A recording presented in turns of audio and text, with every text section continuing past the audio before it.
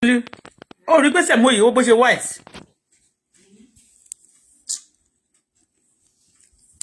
Ó white gan.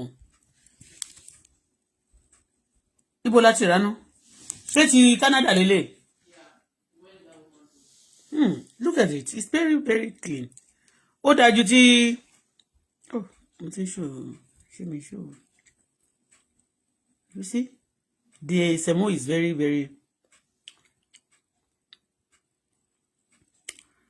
Ó dàbí iyán ni ṣá. Ó dàbí iyán ni.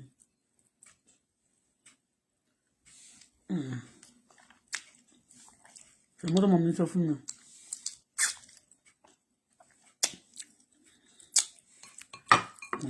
Pọ̀mọ́ Nigeria. Pọ̀mọ́ is very expensive. Jọ́jú mo kọ́kọ́ yí Áfíríkà pọ̀mọ́ ń bìbà. Tí mo rí báyìí lónìí $25, 5 or 6, small like this.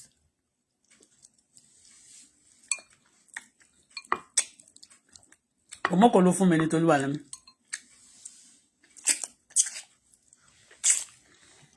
Let me see. Ẹ bó ṣe gbé fún mi. Ọmọ mi ṣe sẹ̀mó fún mi ni. Bọ̀ ṣé sẹ̀mó tó fún mi ṣé mo lè jẹ tán ṣá?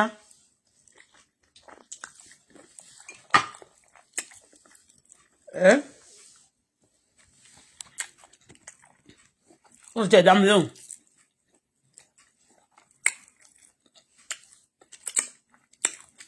Olúwa ṣe yìí fún mi. Ó ti ń gbọ́ mísíkì ní tiẹ̀. Fẹ́ gùfè. Àmọ́ mo fẹ́. Àmọ́ pọ̀ mọ́.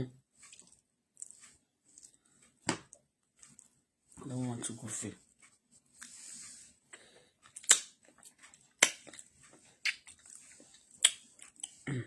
I'm not been.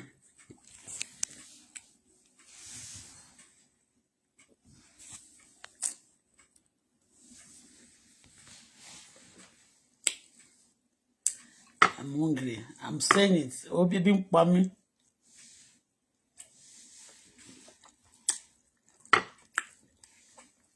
Me jẹun sùn lánàá.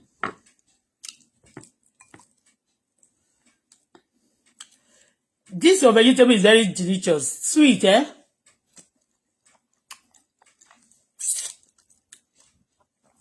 Ayọ̀mídé. Mo lè photo ṣe, mo ló dùn gan ṣe. Eh? Very sweet.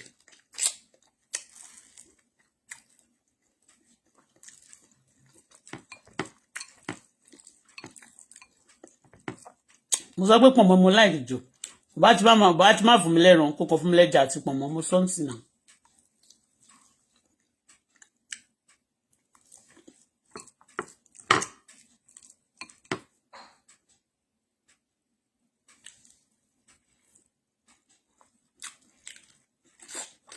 Ẹ wá bàbá yòóyìn.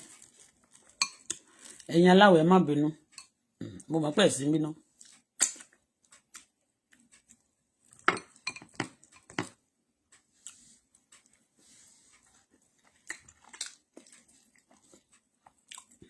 Ẹ̀fọ́ yẹn kò sómi kankan bẹ́ẹ̀ I love it. Ó dẹ̀ rich, ó dùn dáadáa.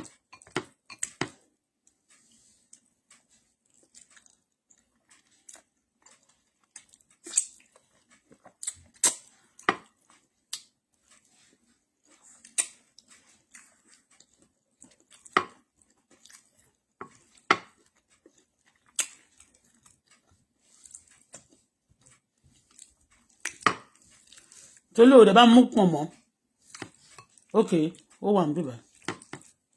Mi ìfẹ́ ògúfe mo sọ fún yín ìfẹ́. I want ògúfe.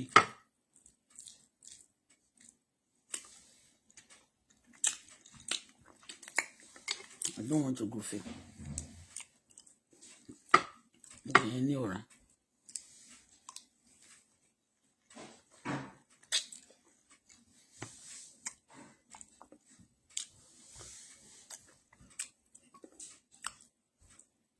Ó fẹ́ fún mi àbí? Kò tẹ̀ gbọ́ tì mí.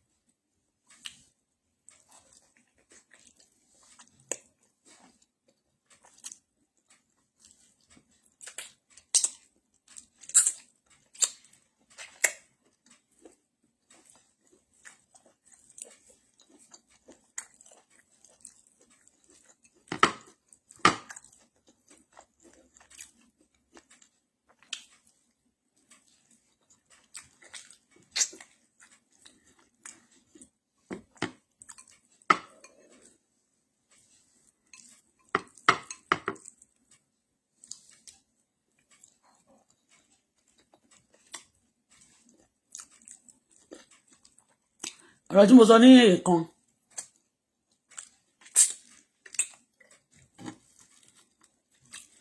sẹ̀mú yẹn white ó dàbí yan ọmọ sẹ̀mú yìí ṣe gan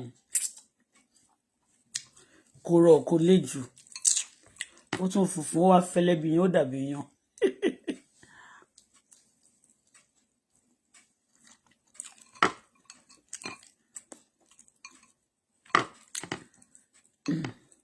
ṣọmọ yín obìnrin mọ oúnjẹ sè ṣọmọ sẹ̀mó rò torí tó bá lọ ń fọ́ọ̀mù ọlọ́run máa jàrá padà sí burúkú.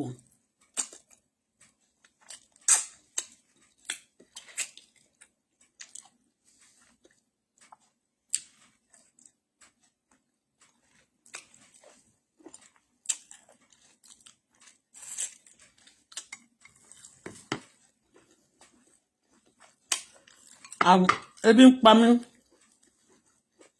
quite unusual ìgbà mi máa ti yó báyìí mo ń jẹ gan ni.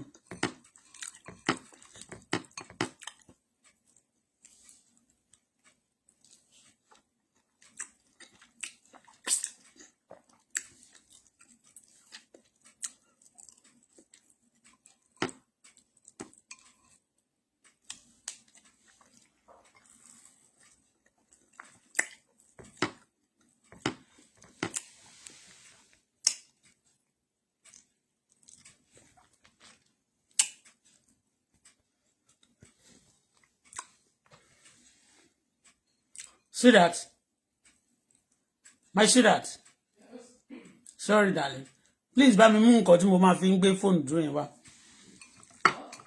phone stand yẹn bá mi gbé wá.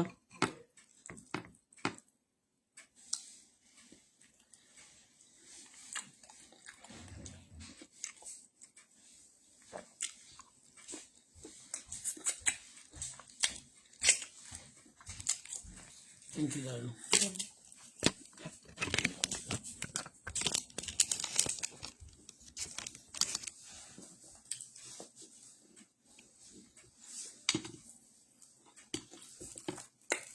Má bẹ̀rẹ̀.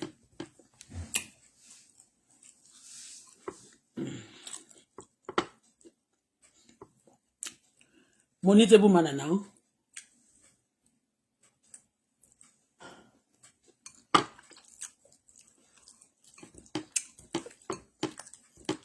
So bí mo ṣe ń jẹun lélẹ̀ I lè pretend.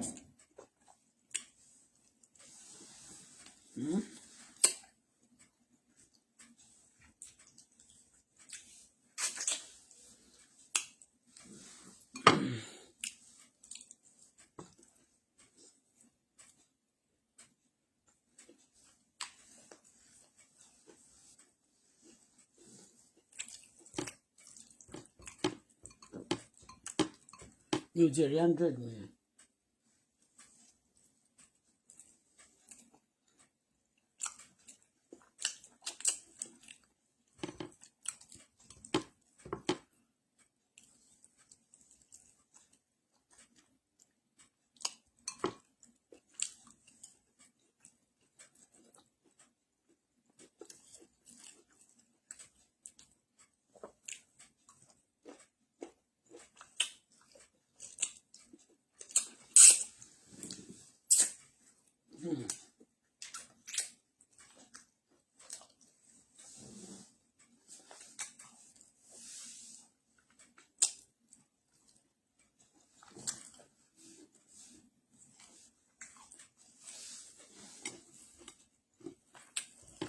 I like it. Ó jù.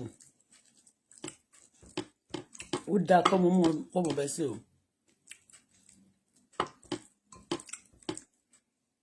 Ọmọ mi mọ oúnjẹ sí.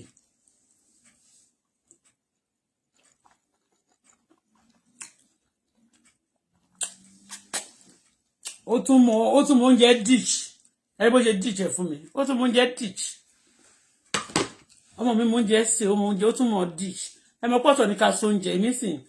Mi ṣe bẹ́ẹ̀ yẹn dish oúnjẹ because ó ti pẹ́ tí mo ti go kúrò ní trap. Okay, you don't fast. Oh, no. Be fast.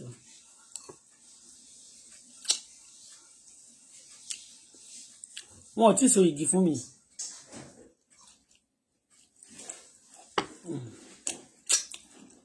Agbára mi ò gbé. Nísìnyí. Mi ì dẹ̀ lè dí. Tí máa fẹ́ fast náà, máa dìde lóru, máa jẹun. Máa jẹ sààrì.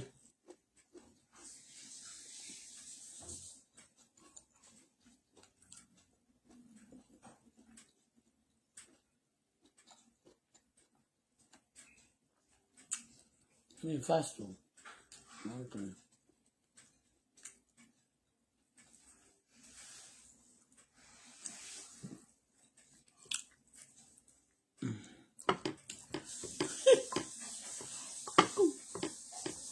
Wọn ò tí so igi fún mi náà. Wọn ò dẹ̀ tí kò tí.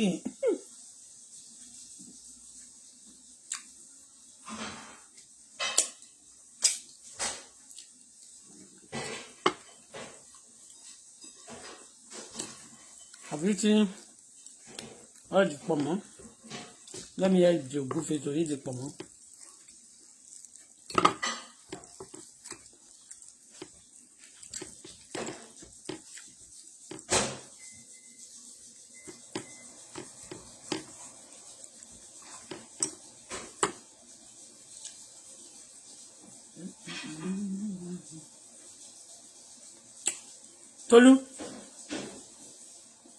Tolú wà lọ́mọ mi. Ṣé o fẹ́ bu pọ̀ mọ́ sí ni? Kí ló ń wọ̀? Ṣé o fi pọ̀ mọ́ sí? Yes, I want the soft one. Pọ̀ mọ́. Yeah. But I don't want all the meat here. Excuse me. I don't want the meat.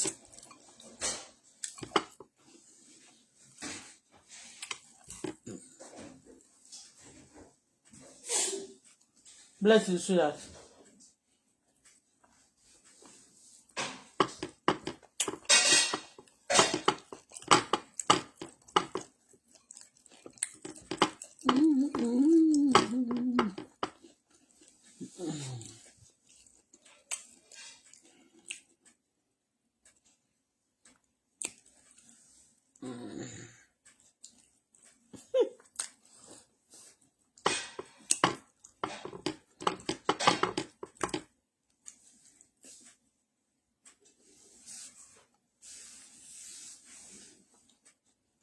Bọ́lá tí ò lè jẹun kó má dà sílẹ̀ ni.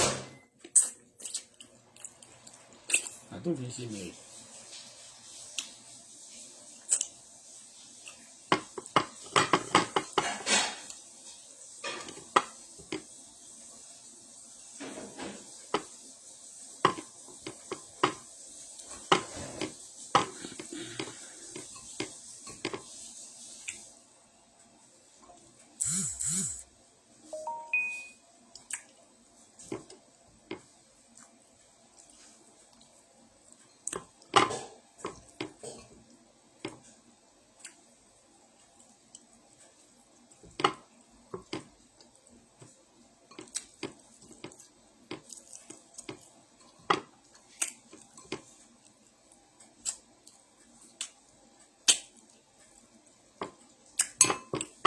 See, I don't eat this. This is a turkey,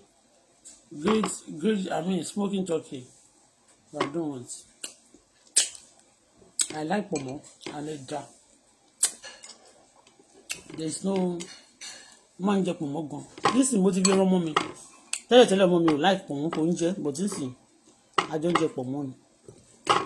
Tí màá jẹ́ pé kò ní dùn lásán, mo lè fi pomo nìkan síbi.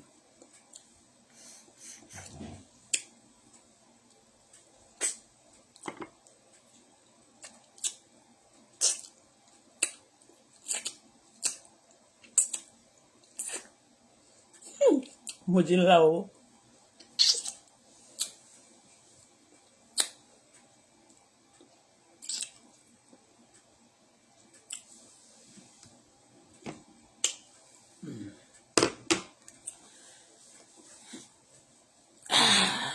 Bí a dín gọ́tà.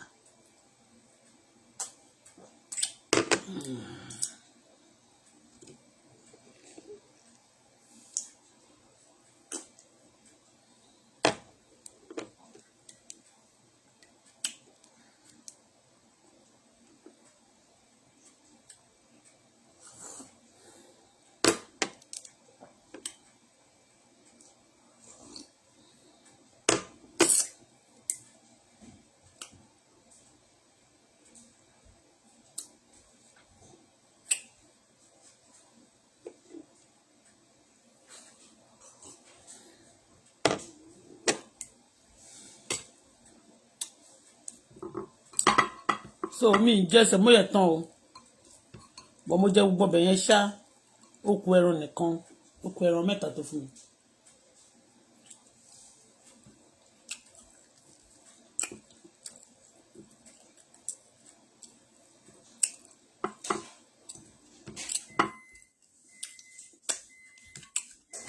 Ọmọ mẹ́ta ló fún mi bọ̀ wọ́n tóbi púpọ̀ mo ti jẹ mẹ́tẹ̀ẹ̀ta.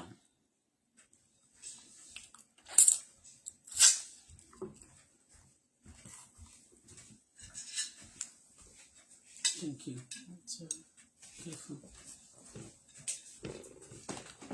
God bless you. You too, you want one more? Yeah, I'll take one.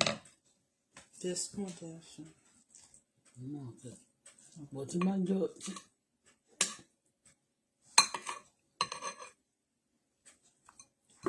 Get back, come on, release. No, no. No, I don't want. I don't want. She said, me, Jamo. She. I don't want it. You know the pepper soup, mo jealous one, eh? Take the other for more than. No. Tó bá jẹ tó o lè fi sílẹ̀ sí mi níta. Ṣùgbọ́n me, I don't want mix.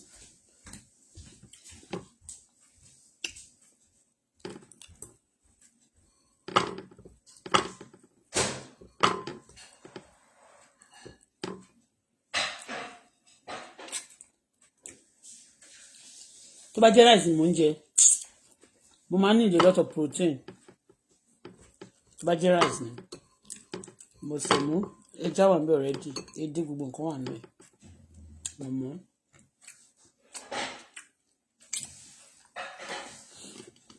Ògúnfe tí mo rà yìí ó lọ́ra mi ìfẹ́ ọ̀rá ti pọ̀ jù kẹ́kọ̀ọ́ tún lọ́ra ni another thing. I don't want.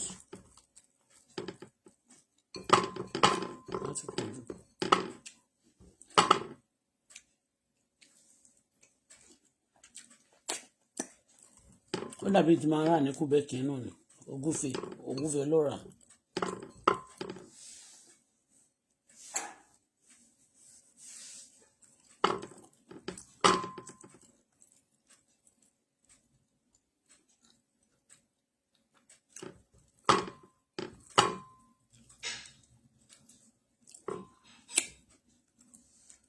Ẹ bá mi rẹ̀.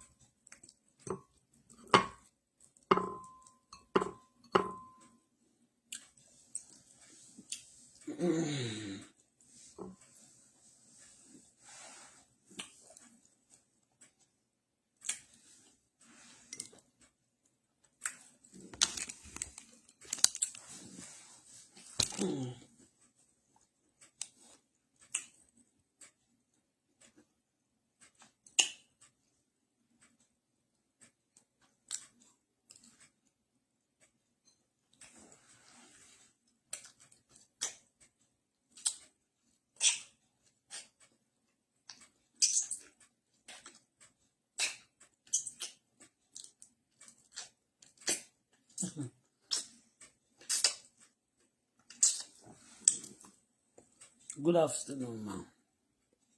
Please, I really need assistance of 1,300 naira to get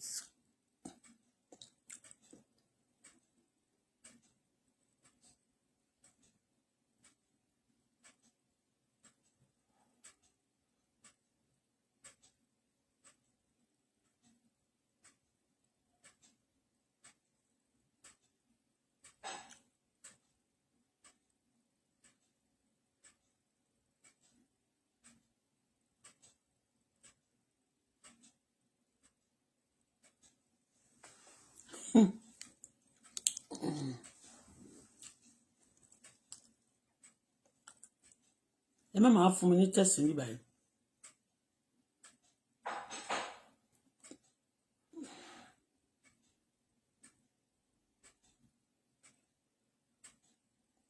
I live in Ottawa.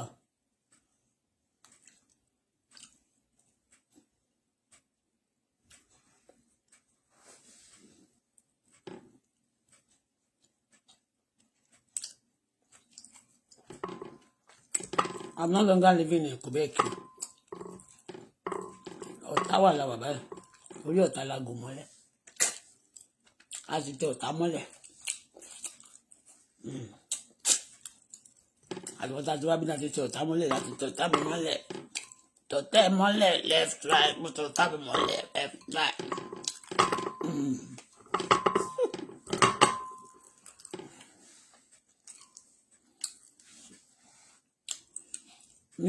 Mi gbọ́ French.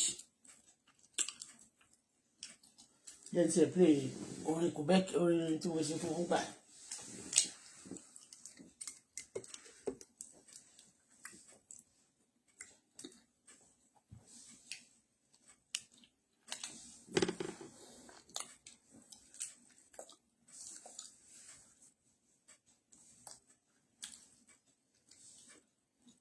Egungun fẹ́ gé mi ó fẹ́ wọ́n ní ọ̀fun mi ní ṣá. Be careful about bones o. Mo jẹ yọ gbogbo egungun ẹja yẹn náà.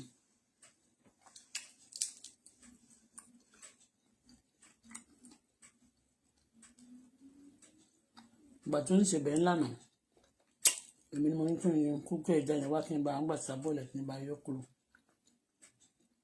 Èmi ń láìkì gbogbo ẹja ń láìkì gbogbo nínú ẹ̀fọ́.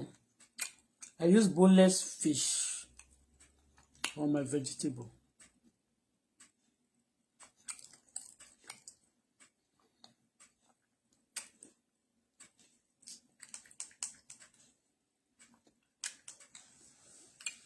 Ẹnìkan ń tọrọ owó lọ́wọ́ yín bí o. Ẹni tó bá lówó kó fún. My account in Nigeria is blocked. I don't even have money like this.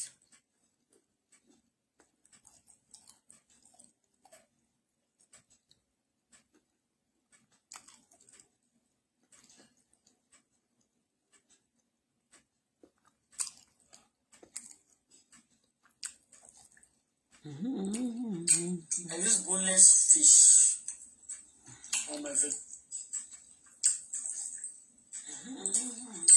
I use boneless fish. Okay, another account. Mi rí orí account délé. Ó ní gbogbo message kan ni máa rí mi kí dáwọn èèyàn lóhùn. Sorry because I cross-post. This person Atinuke ó ní Ọlá yanjú. Mi ò rí kiri ẹ̀ dáadáa. Ó ní I'm so proud you taught your baby how to cook. Ah.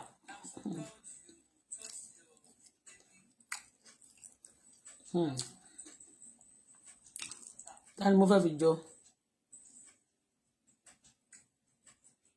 Ẹnìkan ní thank for the other day ma kò tọ́pẹ́ o.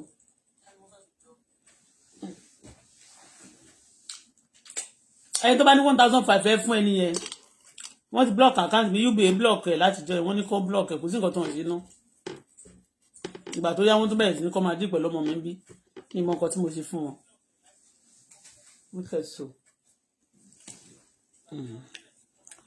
Kò sọ́bẹ̀ mọ́ o sẹ̀mó sì wà ń bí o tó bá fẹ́ o. Mo ti jẹ mọ̀mọ́ sì wà. Pọ̀mọ́ Nàìjíríà yẹn máa ń láìpẹ́ kò lọ́ra tó bá ṣe pọ̀mọ́ Canada báyìí ó máa ṣọ̀rá sínú ọbẹ̀ ni ọjọ́ kejì báyìí ó máa rọ pẹ̀tẹ̀pẹ̀tẹ̀ àjàjà ẹsẹ̀ ẹran wọn yẹn kò ní gírígírí bíi ti Nàìjíríà ọ̀rá ti ba ayé ẹ̀ jẹ́ ìgbà tó jẹ́ pé gbogbo oúnjẹ téèyàn ń jẹ náà ni ògúfe máa jẹ àti màálù bí mo ti lọ ra táyà yẹn sí gbogbo àwọn nǹkan tó ti bàjẹ́ mi ní kí ló fẹ́ fi ṣe wọ́n ní àwọn wọ́n máa kó gbé lọ sí farm wọ́n máa kó lọ sí farm àwọn ewúrẹ́ gbogbo àwọn atẹ́dìyẹ gbogbo oúnjẹ nǹkan tí yàn ń jẹ.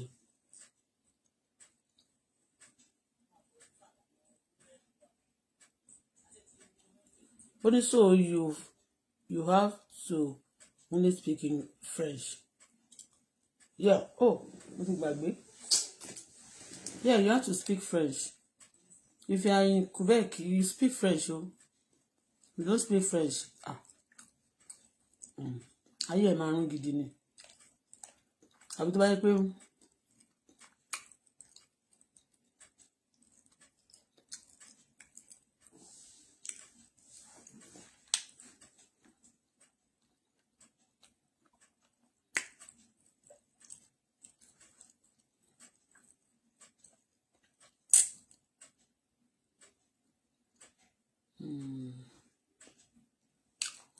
mo ní nǹkan kan tí mo fẹ́ ṣe ń sìn mo fi ń gbàgbé ni.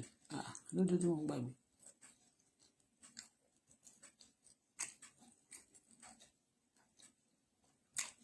Let's play this.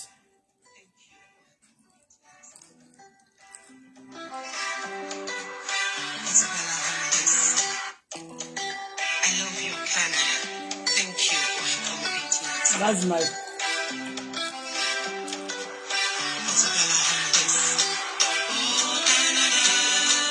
Oh Canada.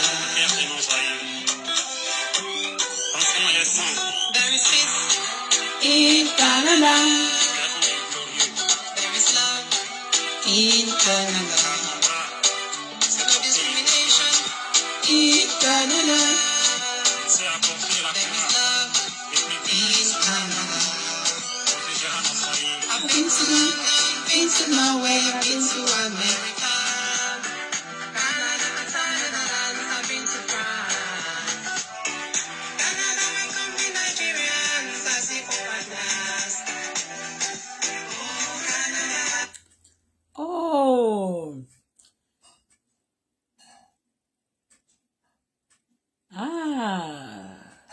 Okay. Mo kọjá àyè mi, but no problem. Orin mi ìjọba pé mo dárúkọ America gbà yín pé I've been to America. Okay.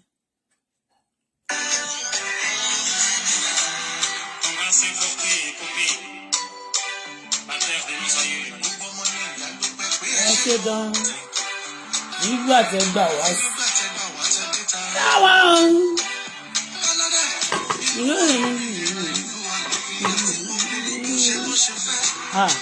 Ǹjọ́ sí. Bẹ́ẹ̀ jẹ́ ní àwọn sí.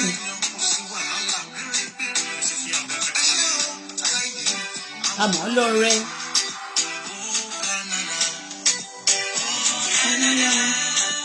Oh Canada.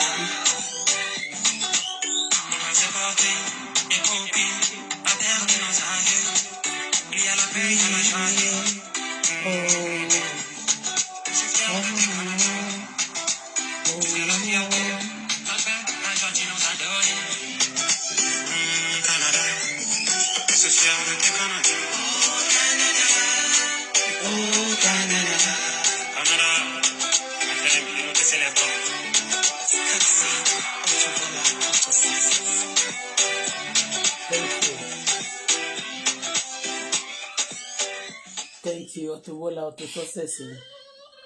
I love you, Canada. Thank you for accommodating us. Please tell me about your experience. I am relocating there from America. There is peace In Canada. there is love in Canada. No discrimination in Canada. There is love in Canada. I've been to London, been to Norway, I've been to America. Canada, Thailand, I've been to France. You see, this song was composed.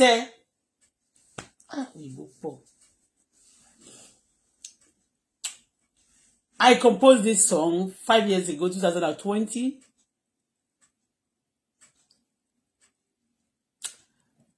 I will.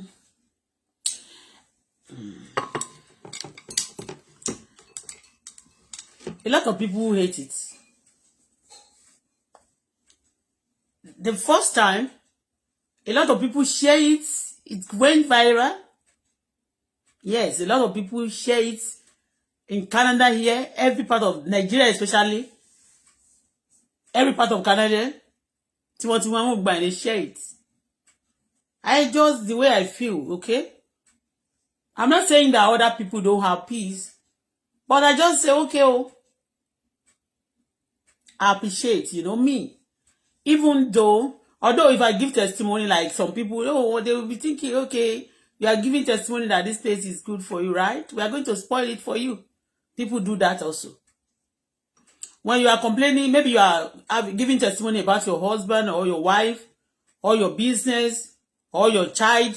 Some people are sitting, they are watching, they want to see you fail in that area again. Not that they are sitting, they are working for you to fail, to regret it. So, when I love you for real. I love you for real. But quite unfortunate at times, when you love people, the people you love most, they can deal with you. Yeah. And I want to tell you again today. Àwọn tó bá ti ń ṣe dry cleaning fún mi tó máa ń bá mi fọṣọ mi ní Nigeria. I have 2 shops in South Africa. Tí ma ti ń ṣe shopping. Later gan ni mo wá ní shop kejì yẹn. Shop kejì yẹn ibẹ̀ ni wọ́n máa ti ń ta ni máa ti ń ra àwọn Frankliner gbogbo nǹkan bẹ́ẹ̀ yẹn. Ẹnìkan ló ń jẹ́ Frankliner from bóyá Italian shop kan. So, but ó ní shop tó jẹ́ ti South Africa nígbà yẹn tí máa ti ń ra nǹkan mi. I do my shopping. The shop is Dona what? Because, do you know what? Before I came to Canada, before I arrived in Canada, even before getting an American visa from America to Canada, I've had these feelings. There's some people actually that are my person that I love. You understand? Everybody has fans that you don't even know. Like, let me tell you one. Let me just mention a few of them.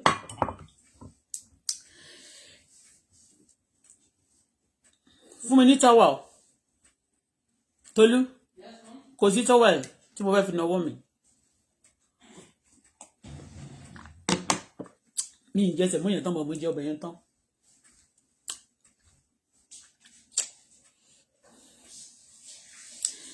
So, I want to tell you this today.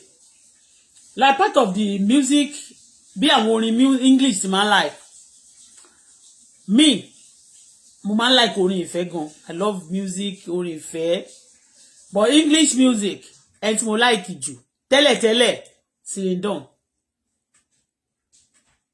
In fact, I just fall in love with Ajaja orin yẹn pé. Thank you, sweetheart. Why don't you ever finish your food? I'm full. This is much now. To look careful. Díẹ̀ ló kù yó mo gbé kíní. Ó yẹ ká ti gbé ṣí àìbó ṣe. Ó yẹ mo pé ti sún yẹ ká ti gbé síta, but be careful má jò kẹ́ lọ́wọ́.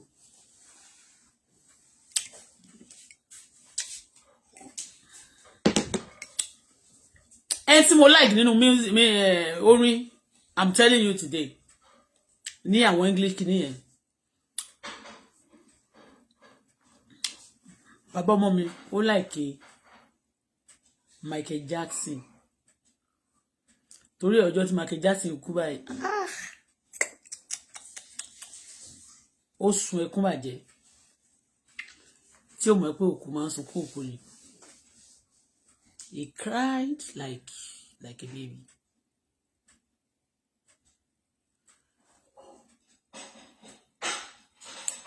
Ẹlẹ́gẹ̀jì èmi kàn sọ ni o, but ń sìn. Ọlọ́run dáríjì mi.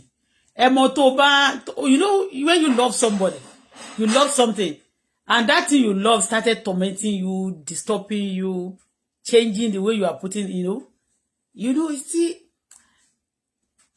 another ojúlówó máa fi wò ṣá. Nígbà tí mo wà ní America yẹn, tí mo wà ní South Africa yẹn, ṣọ́ọ̀bù tí ẹni tó bá ti mọ̀ mí, wọ́n ti mọ̀ mí pé, a máa ń wo program. Ṣé mo pé Canada ò ṣe bẹ́ẹ̀ yẹn ń ṣe program. Wọn ò ṣe bẹ́ẹ̀ náà celebrate pọ̀ gan l'America. So America, ó fún àwọn èèyàn ní àwọn celebrity ní space gan. So a máa ń wo a lot of people. So most of àwọn tí mo jẹ́ fans wọn tí mo love they are Americans. Mo máa ń wo America Got Talent. Èmi nìyẹn. Mo máa ń wo cheetah. Àwọn cheetah program kan báyìí mo máa ń wo cheetahs. That's me. Bàbá ọmọ mi ó máa ń wo wrestling. Fans torí ẹ̀ ni mo fi mọ àwọn kankan. Wrestling ìgbà tó ń wá sí South Africa a lọ síbẹ̀ báyìí. Mi ì mọ̀ bóyá ọmọ mi máa rántí. Tẹ́lẹ̀ wá lọ́mọ mi o. Do you remember nígbà táwọn wrestling àwọn ṣé o mọ̀ pé WWE ló máa ń pè wọ́n? Rántí ìgbà tó ń wá South Africa. Ṣe bá lọ bẹ̀ ní ṣé rántí àmì sáǹtì ni àbí bo ni wọ́n dé sí? Bo ni ìwọ́n a lọ. So ó sì máa ń sọ fún mi pé òun máa lọ tóun bá ti ṣe ń sọ máa gba fíìsì òun fẹ́ lọ máa wò wọ́n ní he love wrestling gan. Ẹni tó wá love nínú wrestling ẹni tó love jù nínú wrestling tèmi náà òun dẹ̀ gbogbo èèyàn ló love but ẹni tó jẹ́ tó máa ń star fún wọn gbà yẹn òun náà ní Undertaker. So you know Undertaker now? Yeah. So Undertaker, Shawn Michael, yes, Shawn Michael ni ọ̀rẹ́. He love Shawn Michael. He love kí lorúkọ ẹ̀? Triple A. Kí ló pè sí? Triple H, yeah? That's the in-law. In-law of Magama. He love Triple H, but Triple H yóò mọ́jà ọkọ̀ wá ti báyìí. I love Rock. Okay, Big Show. Ó yá máa dárúkọ wọn.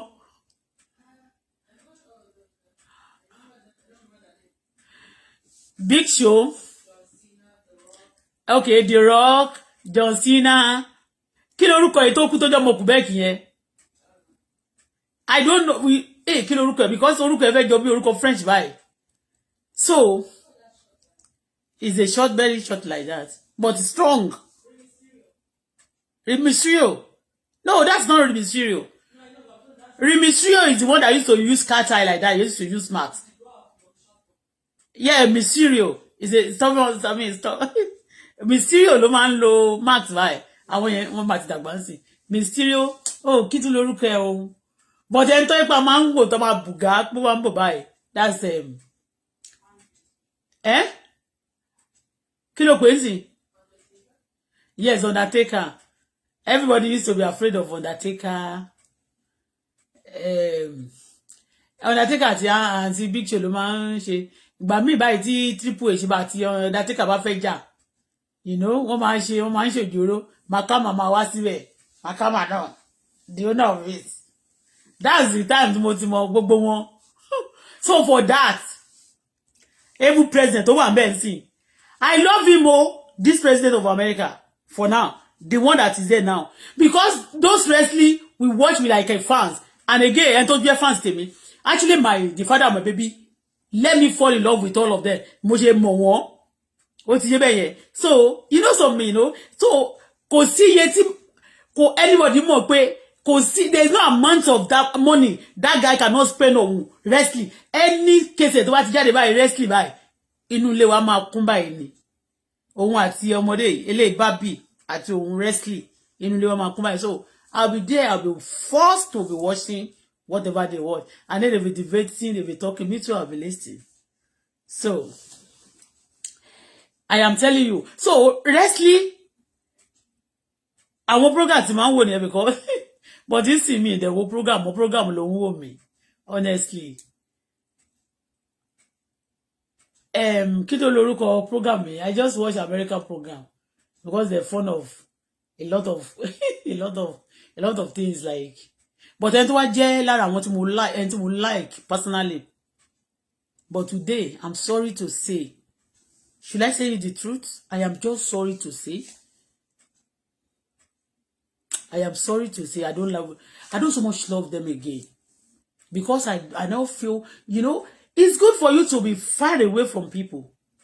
When you are close to some people, it's better, and you are loving them from distance. It's better when you're close to them, you can hate them. I am sorry. I love Oprah Winfrey.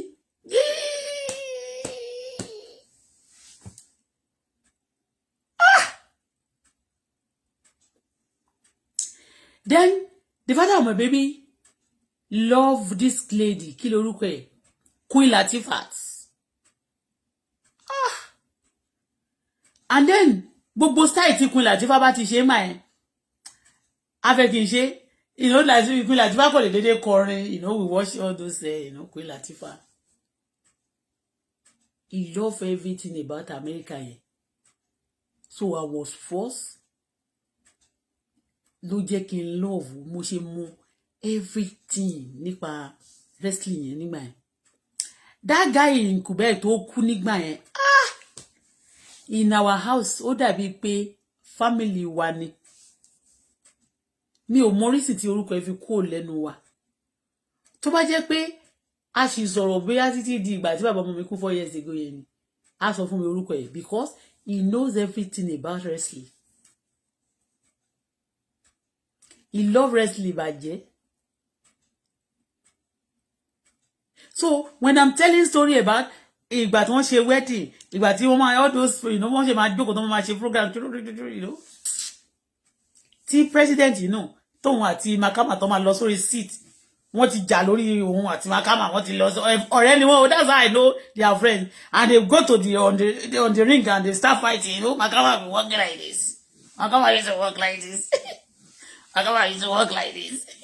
And Triple H would walk like this. Very dark boy. He would walk like this. Triple H. Big Show. That one would chest this like this. He would be walking like this. Undertaker would put his cap with the mask and he'll be walking like ghosts,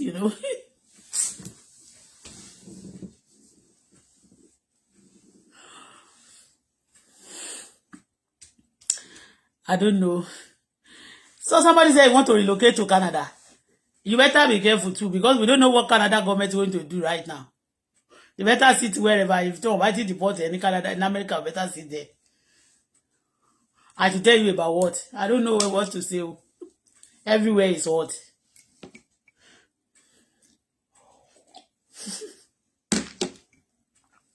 Although,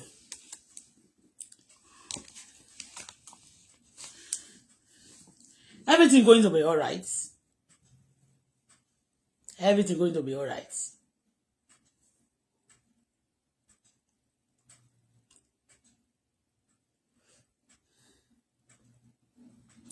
Every program in America like this, that my father, my baby and his father, they love it, eh? Even kí lorúkọ àwọn Angelina Joe, gbogbo fún wọn ṣe fíìmù kan wọ́n pè ní chat tail. Tó bá ti jáde báyìí ní fíìmù, tó bá ti lè jẹ́ cartoon báyìí, tó ti ṣe tí cartoon báyìí, they go and buy it ni. All my house, we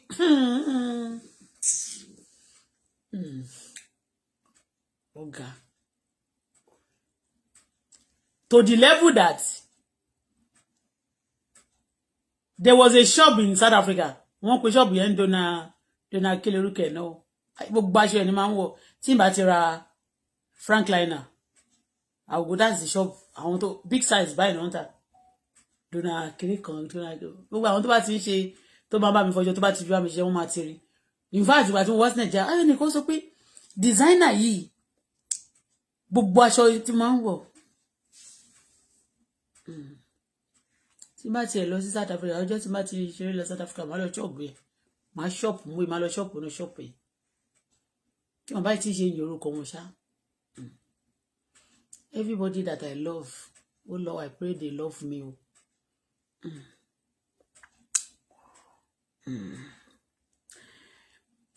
Kíni ni máa ń wò? Mo tún máa ń wo kí lorúkọ yẹn, America Got Talent. Ọjọ́ kan mo kàn kọrin bẹ́ẹ̀. Ọmọ yẹn kọrin, orin Christian ló kọ. Mo sunkún báyìí ni. Kí lorúkọ bọ̀bọ̀ tó jẹ́ born black guy kan báyìí tó fẹ́ celebrate white yìí o. Tó ń gbé bàtà kan sẹ́sẹ̀ tó ní diamond. Kí lorúkọ bọ̀bọ̀ yìí, ó ti ṣe program sí ẹ̀, mo ti gbàgbé. Ọmọ yẹn kọ Amazing Grace.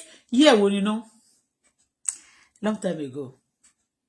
ọmọ yẹn kọrin bó ṣe fẹ́ wọlé báyìí tó ń pè sórí stage ẹ̀wọ̀n láti bí korodo ẹ̀ nígbà tó fẹ́ ṣe audition wọ́n fẹ́ ṣe pé báyìí bó ṣe kọrin the voice of that little girl. Oh. Ó move me. Gbogbo ìgbà yẹn mo ti ń sọ̀rọ̀ yìí tí mi during that time tó bá jẹ́ pé South Africa ni mo wà ní táwọn èèyàn ọwọ́ ìkà Ọlọ́run jẹ́ kọ́wọ́ ìkà tẹ̀ mí tó bá jẹ́ pé South Africa ni mo ti ṣe gbogbo blogging yẹn wọn nílé nà mí púpọ̀ bọ́ sí nà mí àwọn èèyàn nà mí Ọlọ́run mo dúpẹ́ tẹ́ ẹ̀fẹ̀ mímì lé wọn ló má fẹ́ mímì lé wọn lọ́wọ́.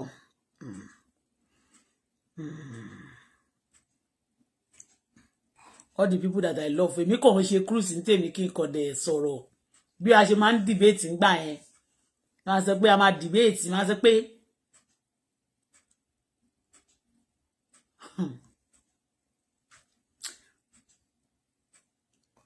Ọlọ́run dáríjì mi tí Makama àti our able president new president tó bá wà ńbẹ̀ tó bá ti fẹ́ lọ jà lórí kiri báyìí I be supporting the president the father of my baby be supporting Makama will work like this is how it work àti dàgbà ń sìn work like used to work like this yeah.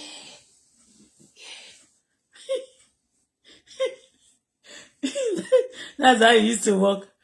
I will be debating. I must say, okay, bet. You see? Trump going to beat your Makama, you see.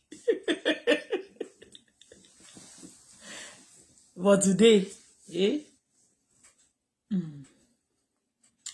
will say, you're rude. I'm not rude though. I'm just being playful. When you are too playful at times, your mother or your father, your parent, they will beat the hell out of you. So don't be too playful.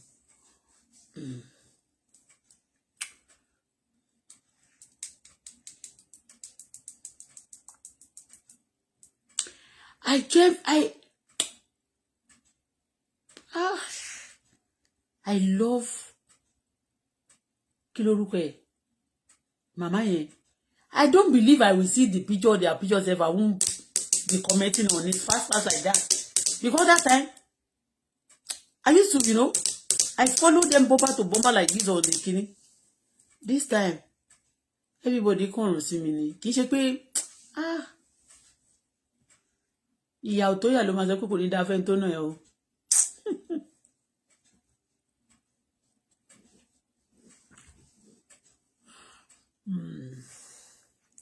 Ó mà ṣe o. Mo dẹ̀ kọrin gbà yẹn pé ohun tó wù mí kó má ṣe mí léṣe ohun tí ó ṣe mí léṣe kó má ṣe wù mí ohun gbogbo tó dára kọ́ ni ó lérè ohun gbogbo tó lérè kọ́ ló ń gbé ni ró ẹ̀mí tó múni yan èyí tí ó ṣe ni ní rere kó wọnú mi lọ kó wọnú mi lọ kó sì tọ́ mi sọ́nà o.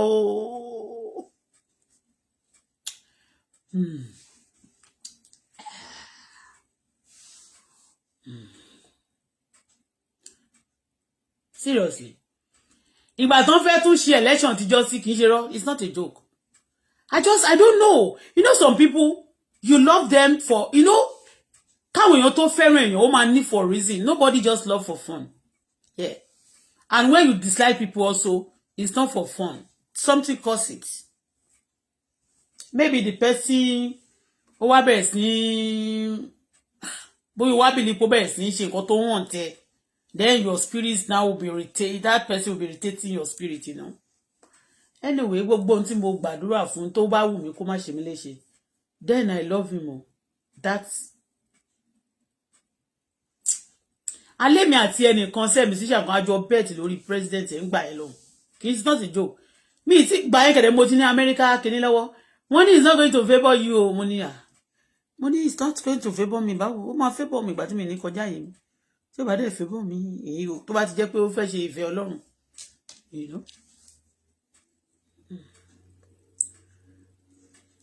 Mi ti ẹ̀wò wrestling mọ́ tí bá rí tán kàn ṣe wọ́n gbé wrestling bàbá má kọ̀ tẹ́ kúrò ní èmi kẹ̀ ẹ̀ dánwò tó ń wòran sí I'm feeling.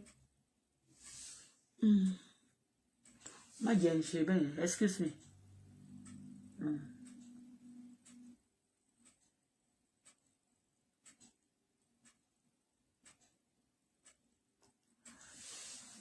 Ṣé lè jẹ́ pálákẹ́ má ta yín?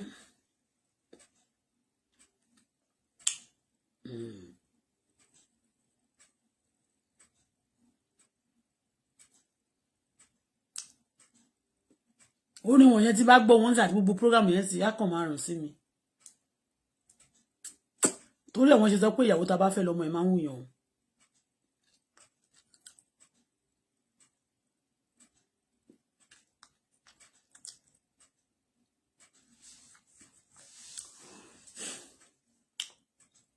Ó ti pẹ́ tí mo ti like àwọn èèyàn. Ọdún tí mo bẹ̀rẹ̀ sí tí mo like wrestling kò ju bí 19 years ago lọ. Ìgbà tí mo come across it, no, bí 20 something years ago tí mo ti mọ bàbá Bukola yẹn mo ti like wrestling. Tẹ́lẹ̀tẹ́lẹ̀ bọ́ọ̀lù ni mo like.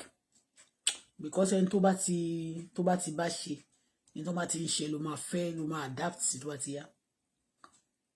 When you marry somebody, intẹ́ni ẹ bá ń ṣe tó bá like ẹ, tó bá like ẹ ní ẹ̀sìn sẹ́lẹ̀ tó bá jọkùnrin, intẹ́ni ẹ bá ń ṣe ló máa bá like tó bá ti yá. I love ball before. Me love ball. No, mo love ball. Mo di love ball láti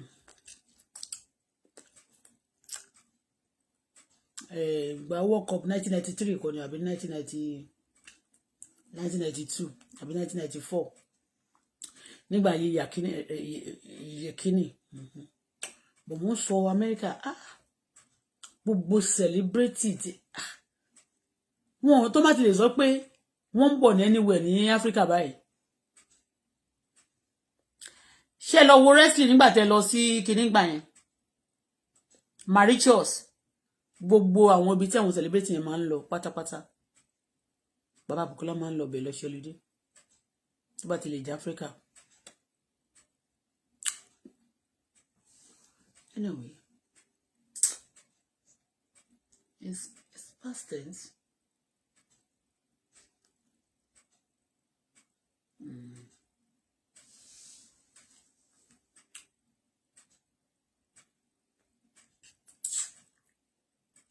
I don't know why.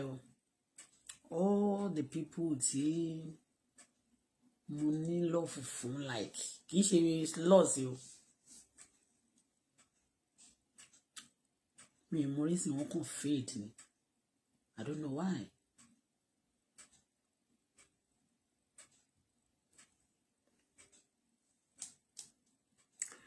That's why when you love somebody, you got to commit the person to the hands of God so that your love towards that person will not turn to hatred. And when you love somebody, if that love actually want to fade, turn to hatred, the gravity of that hatred will be more stronger than the love. It's like the hatred will come in double fold. If the love is 10%, the hatred will be 20%.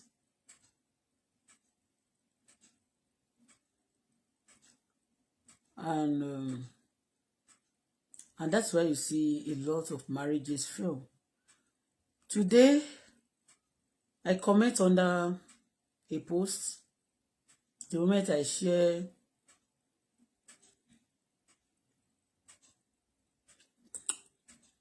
one of my videos, it was like, Migidana, good morning, I say, it was share, it's okay.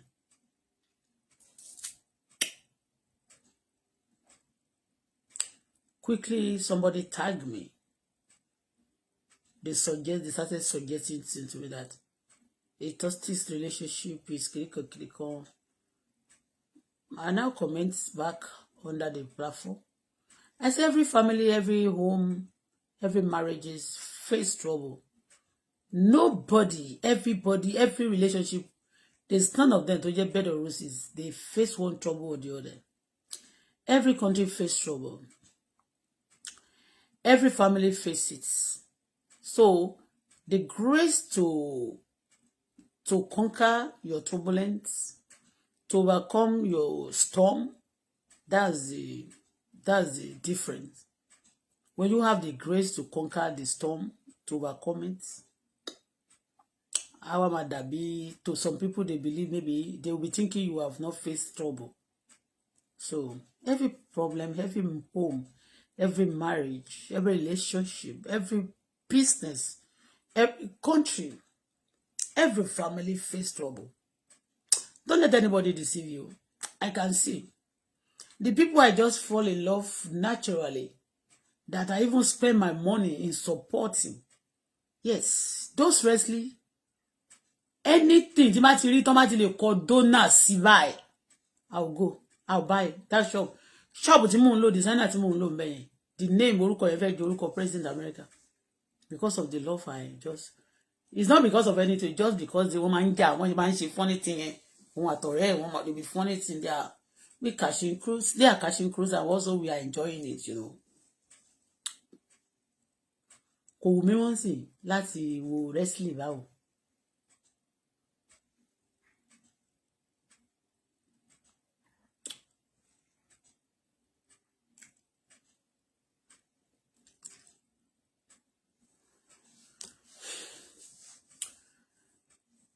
Tí a bá separate now, my baby will be very very spoiled.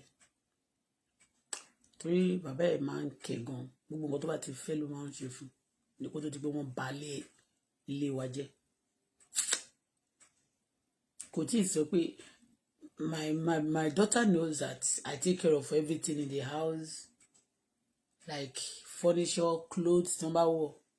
But any other thing, going for holiday, I don't go for holiday.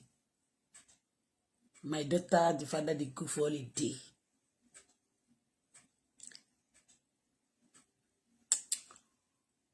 My holiday money, they tell me go for holiday. I say holiday, call holiday.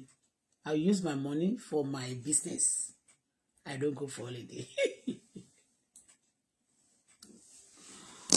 Holiday tí mi ò lọ fún yẹn sì ṣé wọ́n dẹ̀ fún mi holiday by fire by force àbí wọ́n fún mi. You want to do business, you don't want to rest all the time.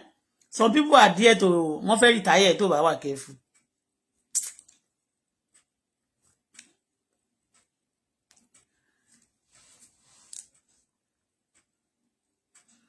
Tọ́mọ mi bá sọ pé òun need television mi sí. Television wọ̀nyí tà tó sínú ilé yẹn. A ní data, a ní wifi lórí àtàn. Mi ìtàn ni. Tó bá tàn tí bá lọ yẹn sọ mo lè ní why is making noise. Because my mind is not like, I'm not sad, but I'm not so happy.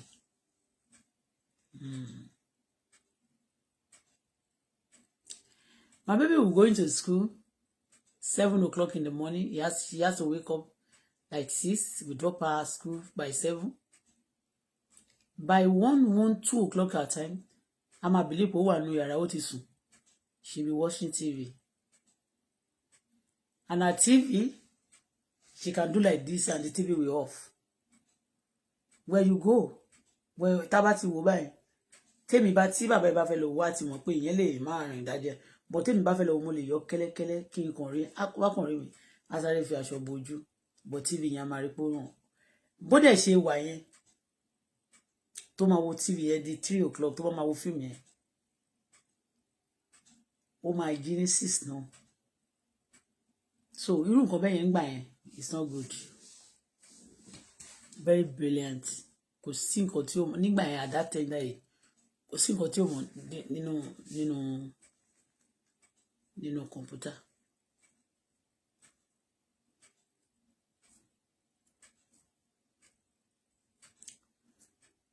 Anyway, so I want to tell you this morning, if you are tó bá wà nínú any relationship and you are tired of the relationship at time, that time you are tired because of your status, your mind status, you can give a break for some time, but don't cancel yours, or don't cancel it. When you don't cancel, you overcome at that moment again, you come back to life. The relationship will come back to life again.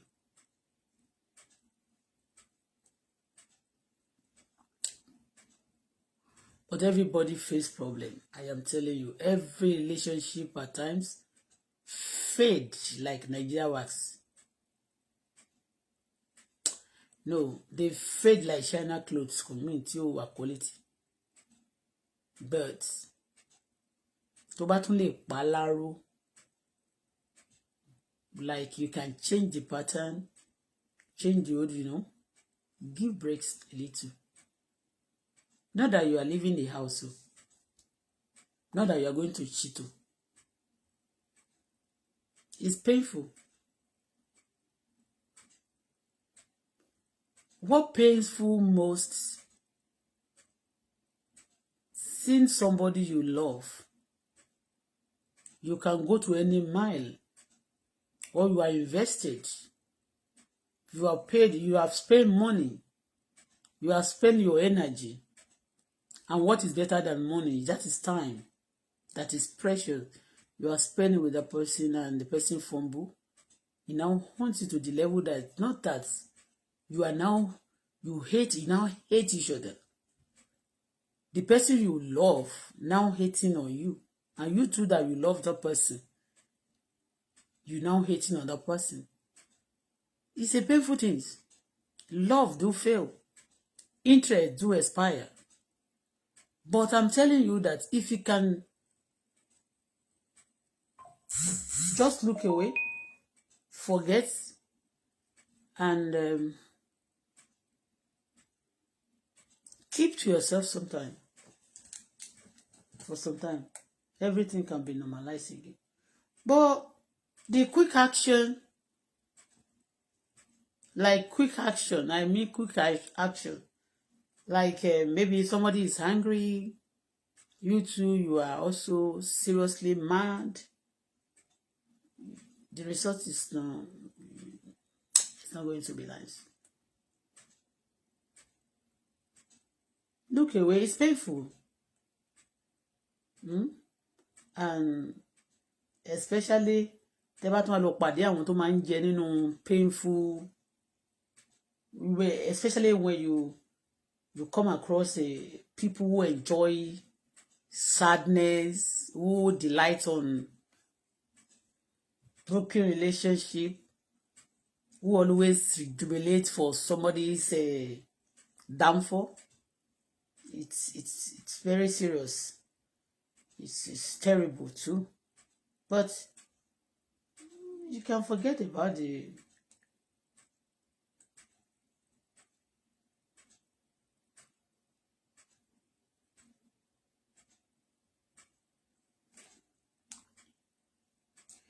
So I want to tell you, those of you who asking me for 1,000, 2,000 like that, go and follow my YouTube channel.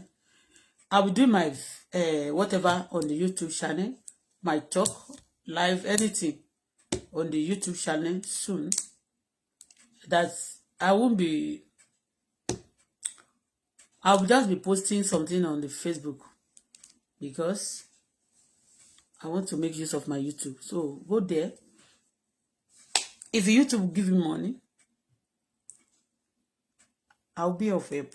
But on this platform, there's nothing.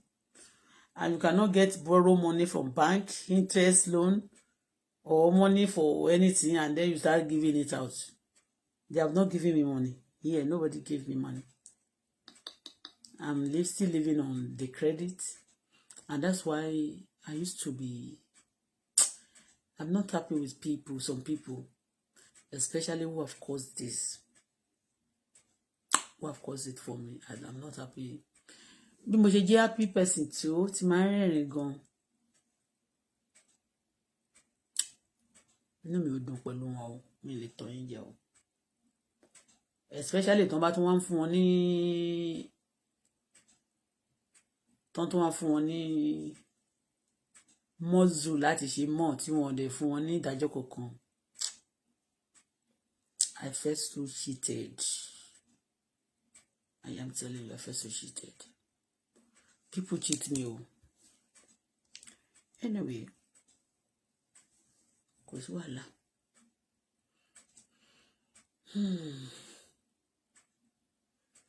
Ẹ jẹ́ ká wá máa lọ. Ẹ wò wá tí mo lọ kọrin, tí mo lọ ṣe jingle ìgbà yẹn, tí mo ní there's no discrimination in Canada. Àwọn èèyàn tó come across, nígbà tó come across àwọn powerful people in the country, wọ́n fẹ́ sọ fún mi pé àbórí ẹ̀ yìí ni kò sí discrimination báwo àwa gan fẹ́ máa sọ French alone àfẹ́sùn èdè kankan and discriminate some people fight me because of that orin tí mo ṣe jingle yẹn just to believe you want to appeal to you just want to show appreciation to some people they've turned it against you loving somebody wọ́n máa believe pé baby ó ní nǹkan tó fẹ́ ṣe you are why do you love me so much why do you compose are you the only one in this Canada why do you specialize why do you now compose a song for the Canada there is no discrimination báwo ni ó dẹ̀ kórè ò tí pé so you can be blamed for loving people too much everybody ni ó máa ń dàbí pé when you love them too much even your baby when you love them too much they mess up if the care is not taken that's why when I love my child also I'll pamper with the right hand with the left egbani cane so I love you I smile at you and pamper you as a child but at the same time when you mess up I cannot spare you so because when you tó bá fi ẹ̀rọnú ẹ̀wọ̀n fún àwọn èèyàn tó bá ṣe burúkú fún ẹ and that's why people continue to do evil to each other and the evil continue to rampant. ìyẹn bó ṣe jẹ́ o.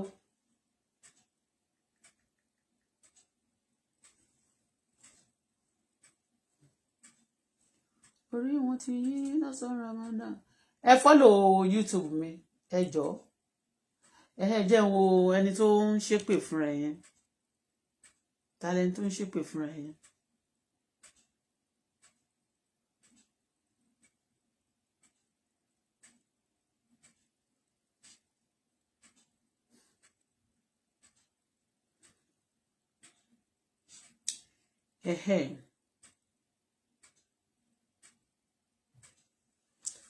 Let me show you this one.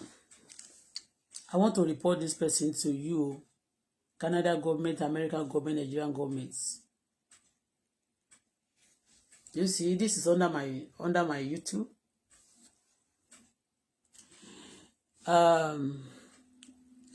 This person ó ní orúkọ òun jẹ́ Ajime Temitope. About 21 hours ago, I received this under my platform. And that time, when this person was cursing herself, not me, not my child, they also suggest one video I did 5 years ago. Yeah, 2024. 2020. Fún ọmọ tó ń pè ní ọmọ olórin yẹn. I was praying for the girl, for the lady, because I know her. She visited my house before. Mo dẹ̀ sọ gbogbo nǹkan tó ti ṣe rí, yóò ti ṣe yí mẹ́rin. And somebody went, and I believe all these crazy people, terrorizing people, they are also under the carcass of gbogbo wọn yẹn ni. Those who are terrorizing me, causing problem, a lot of problem, for themselves, through me. I mean, for themselves, not me. Carcass wọn yẹn, they are under those carcass name. Now let me read. Ó ní òun Tọ́pẹ́ alárùn. Ó ní alárìn kiri, wèrè ní ìyá òun.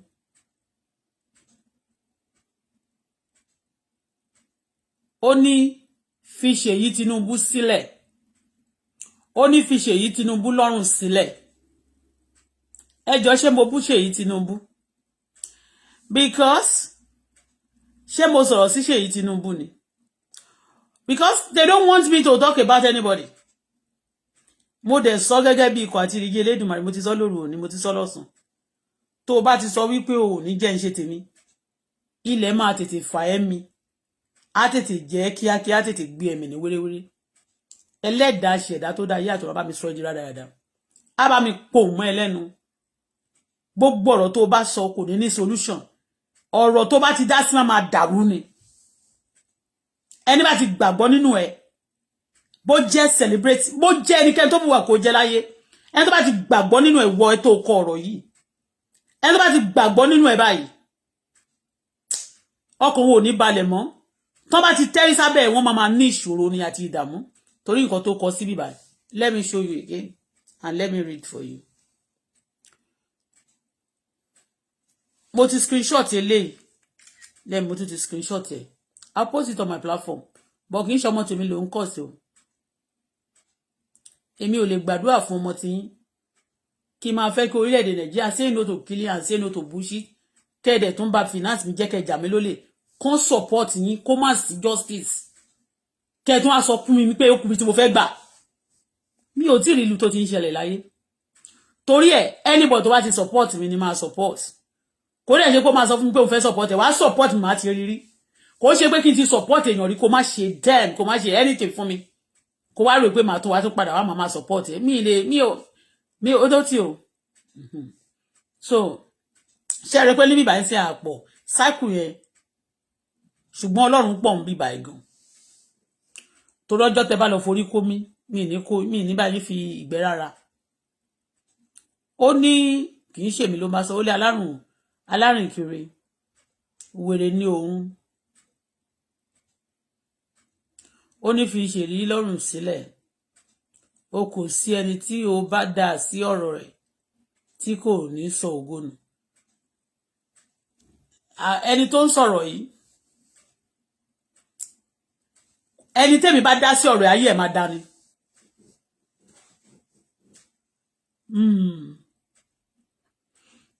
ẹni tó ń sọ̀rọ̀ yìí àwọn èèyàn tá a ti sọ̀rọ̀ fún pé kò sẹ́ni tó súnmọ́ wọn táyé wọn ò ní bàjẹ́ kò dẹ̀ sẹ́ni tó tẹ́rí sábẹ́ wọn tẹ́nì kò ní dín lára wọn tó máa di half tó máa di half cars àti half card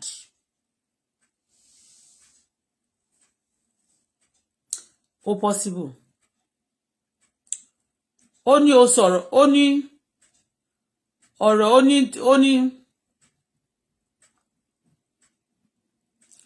ní kò sẹ́ni tó dá sọ̀rọ̀ ẹ̀ tí ò sọ ògonu ó fẹ́ sọ ògonu ni I am telling you kò sí ẹni àwọn gbogbo àwọn tó ti sògonu èwo ni mo dá sọ̀rọ̀ wọn rí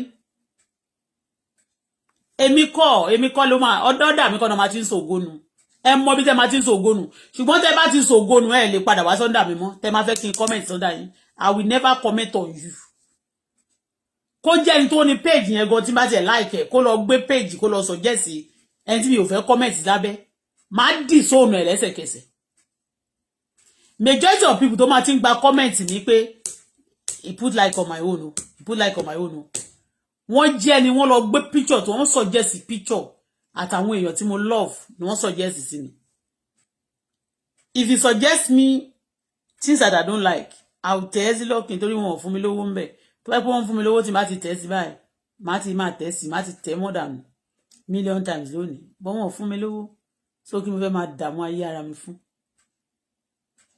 Let me read again. Ogun. Ó ní àáfàá Babátúndé ẹlẹ́wọ̀n ló ṣojú tó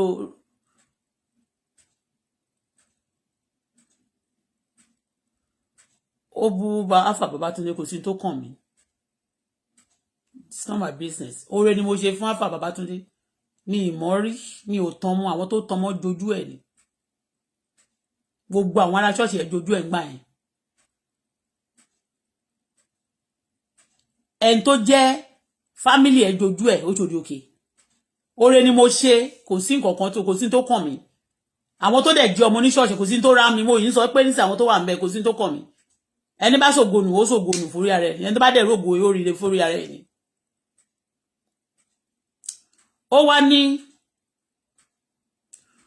ó ní pé kóun lọ mójútó àwọn gbogbo ọmọ tóun bí tó máa yọ lórí burúkú tó máa yọ lòṣì tọ́mọ máa ṣánkú mọ́ lọ́wọ́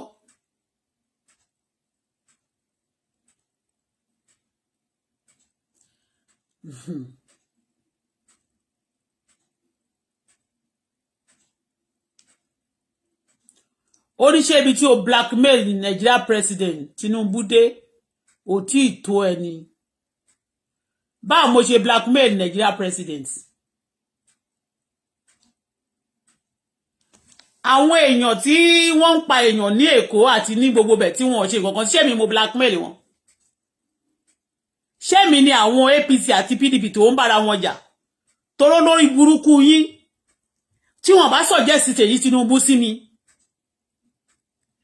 ní lọ bá che Tinubu nínú page nìkan tó mọ̀ pé èmi Bọ́lá o èmi ni mo ní ṣe Tinubu fúnra rẹ̀ ó máa ń suggest síbẹ̀ and he listen to me de bá che ibi Tinubu jà ọjọ́ tí mo sọ̀rọ̀ ńjọ́ ẹ̀ mú ní ọmọ kan ṣe báyìí báyìí fún dádì o tó bá ṣe báyìí báyìí fún ẹ ìwọ wá bá bí báyìí ó pé ọmọ tèmi ó ke jẹ́ ń tún wo nǹkan tó tún kọ síbí tora no was ó ní ọmọ òun dọ̀dọ̀yọ̀ ọpọlọ tó wà lórí ọmọ mi àti nǹkan tó ọmọ mi gbé ṣe ní level ẹ̀yẹ ó lè gbé ṣe ẹ gbàgbé pé gbogbo yín di ọ̀tẹ̀ mọ́ gbogbo tẹ̀dẹ̀ di ọ̀tẹ̀ mọ́ mọ́ mi lójú ẹ̀mí ẹ̀ lẹ máa ṣe ṣánkú dànù lójú ẹ̀mí ẹ̀ adébùsọ ṣe àtolúwa mi lọ́lọ́run máa ṣe rún gbogbo yín ló máa bá yé yín jẹ́ tọ́mọ ò bá ti ṣaṣẹ́wó tí ò dẹ̀ ti ṣe runs ìbẹ̀rẹ̀ ò kí ń ṣe oníṣẹ́ ẹni tó bá forí sí tó gbèlà ó gbàlà o tí ò dẹ̀ bá yín jalè tẹ́ẹ̀rí láti initiate you call names jẹ́ wá máa kà lọ let me read it.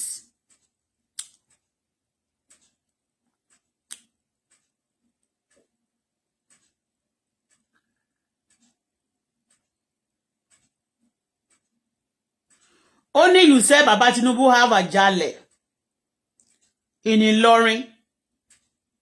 Ẹ jọ̀ọ́, ibo ni mo ti sọ pé Baba Tinubu ní àjálẹ̀ ní Ìlọrin. Where did I say? Just show me the video.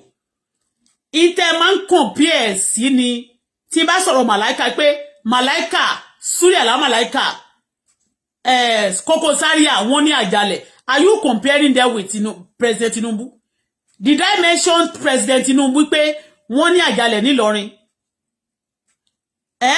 Because you believe that only person that he has now is only Tinubu. It's a lie. I have a lot of people. I have God in my support. God is in my support. And anybody tó bá fọwọ́ kàn mí fún ibi àbọ́mọ mi, Ọlọ́run máa destroy gbogbo ìran ẹ̀ ní gbogbo tó mínú lẹ̀ ló máa parẹ́. Mi pyro say kì í ṣe tẹnu. Are you cursing? Let me now continue. Only you said Baba Tinubu has an àjálẹ̀ in Ìlọrin.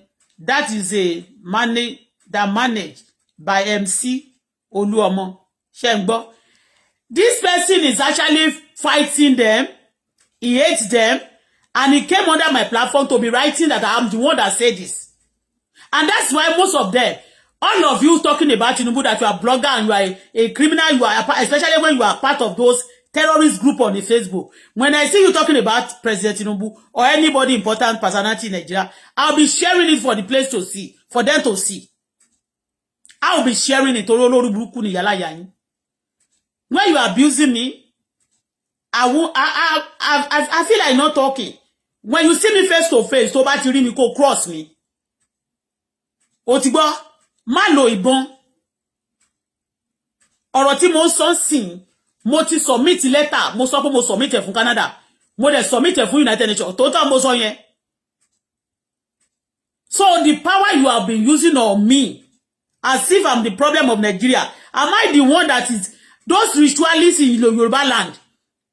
Those people who are killing, am I the one? Ṣé mi ń ṣe ritual ni?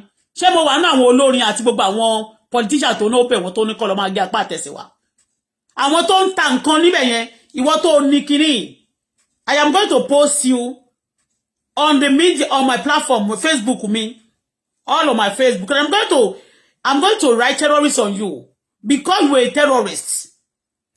Every time you go under my platform, you blackmail me. TMC bá ṣe nǹkan tí ò dá máa sọ pé ó ṣe. Gbogbo ọjọ́ kan tó ṣe tó dá náà mo sọ mo ní. Ìjọ́ kan ò tí ẹnìkan tó lò politician tó wá sílé mi tó máa ń send dig. Mo ní mo pè níjọ́ kan wá. Ọjọ́ kan náà kedere tí sáré à ń bá ilé mi tó ń bá fa wèrè tó máa ní kan gbowó kan sá lọ. Òun máa tún ní kan wá dúró tì mí kí máa fún wọn lówó. Ọ̀dọ̀ wọn náà jọjọ mọ̀ ń pa ina àwọn méjèèjì jọ ṣiṣẹ́ náà gbà náà ni. But ire lòun try láti heart ó ṣe bí positive. Ibi tó bá dẹ̀ ti ṣe burúkú náà kó wá sọ mo sọ pé ṣó jẹ mí lówó àbí kò jẹ mí lówó. Ìyá tó bí MC bó ṣe wà ní ẹni tó bá parọ́ kò ní jèrè. Ẹ̀gbọ́n ẹ̀ ó máa wá sílé mi ó máa tọrọ owó máa dẹ̀ fún. Ìyá ẹ̀ bá odidi box ra fún polo báyìí ni.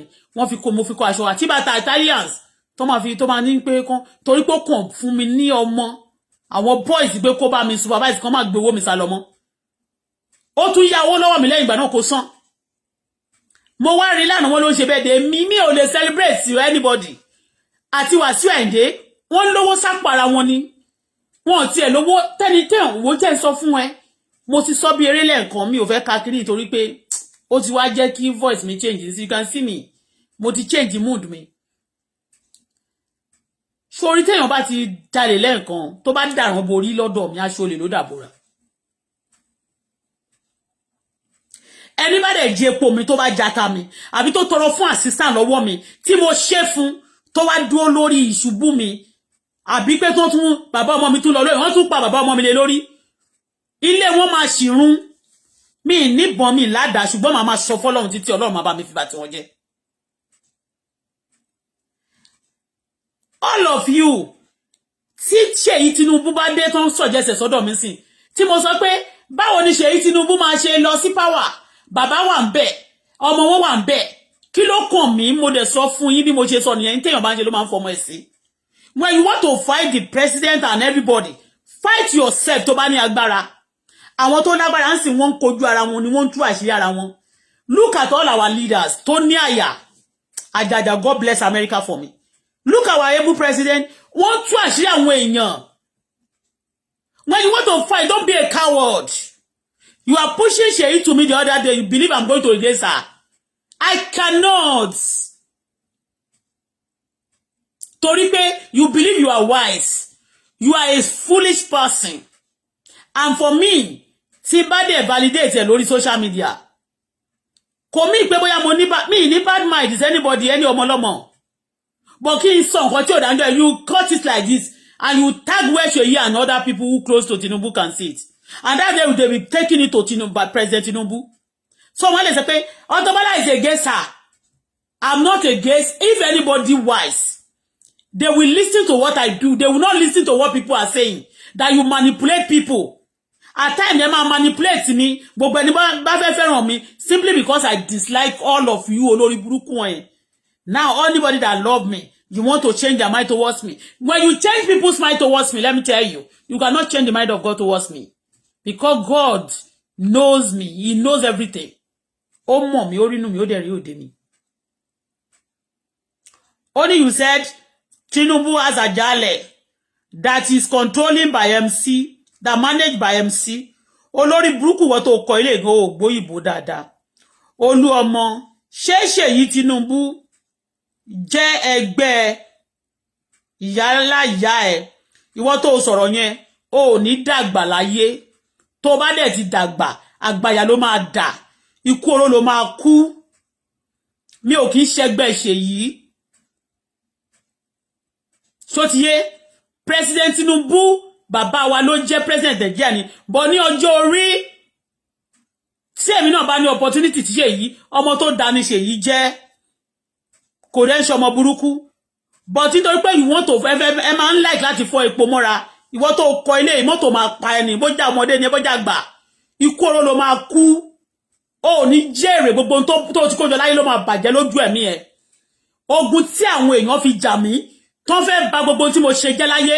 Ọlọ́run bá gbogbo nǹkan tí àwọn ẹbí àtàrà àti àwọn èèyàn tó ṣe láyé. Ọlọ́run bá gbogbo ẹ̀jẹ́.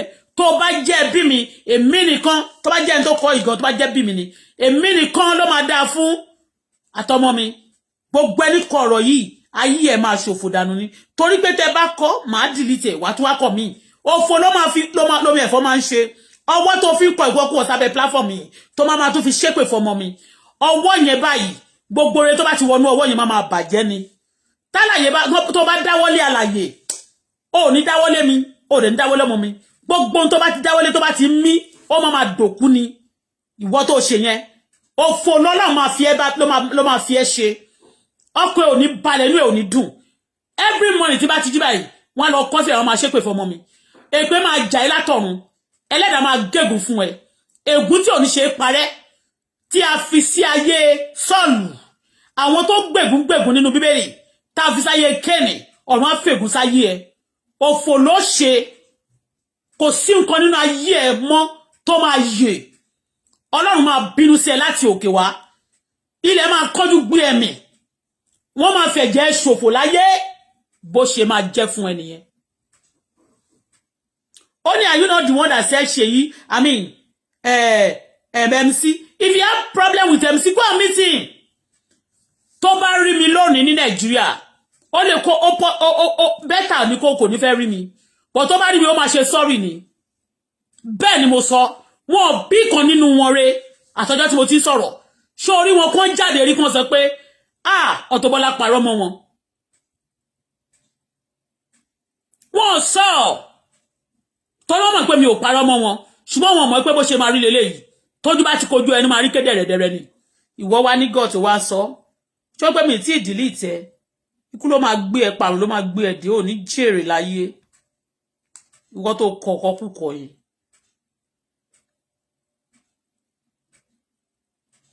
oníṣẹ́ Ṣèyí Tinubu ń ṣẹgbẹ́ ìyálà ìyá mi ni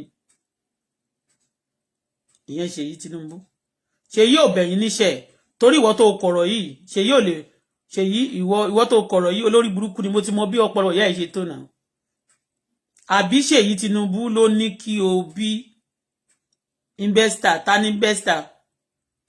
ni investor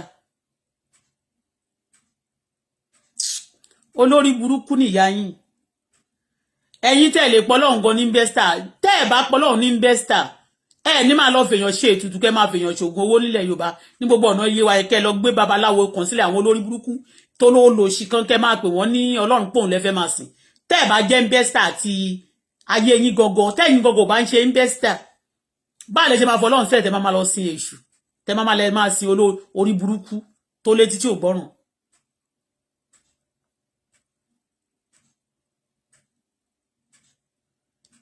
ìyálàyà ẹ English ni wọ́n fi tọ́ ọmọ mi English school ó lọ láti beginning English school ní South Africa ó lọ sí Sacred Heart College ní Dubai ó lọ sí Oxford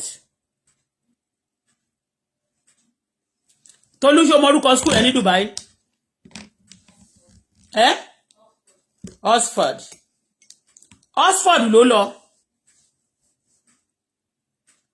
nígbà tó wà ní Canada bí báyìí ọmọ mi ti pé how old ni Sarah nígbà tá dé Canada ó wà ní 12+ nígbà tá dé Canada ó wà ló ń sọ French ọmọ mi ń kọ French ó ń sọ French ìyálà ìyá mo rí àwọn ọmọ Nigeria tó máa ná àwọn brilliance some of Nigerian Yorubas they say they are brilliant Nigeria let me say Nigeria they say they are brilliant the moment they get to Quebec they will leave. I told my daughter she said can you cope? She said I'm going to cope. When you speak French, you are going to have to double opportunity. My daughter speak French. She writes French. Forget about the were people that sending some olórí burúkú to attack my daughter. Out of French, no matter in class, my daughter got score 90-something%. Ìyálà ìyá ẹ Yorùbá gan tó bá kọ fún yín, even you Yorùbá. How many of you score 50%? Nínú Yorùbá tán bá fún yín language yín. My daughter started at the age of 12 to 13 and started learning the French. Today, she writes French, she speaks French, she speaks English, she writes English.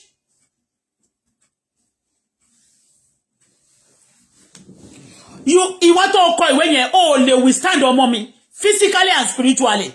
And I'm telling you spiritually also now. Do you think it's easy for ọmọ tí wọ́n ṣe circumcision fún? Kódé dúró kó máa hunt fún ọkùnrin káàkiri. It's the grace of God the way you train your child. Ó ní kó ọmọ ẹ kó bá lè needs ó ní kó ọmọ rẹ kó bá lè fún ẹ ní ìsinmi. This one stay with me and I train her to láti fún mi ní ìsinmi. Those of you believe that at the age of 20 somebody must finish university. Let me tell you Nigeria, you jump step and that's why you jump step and Canada system is different from you.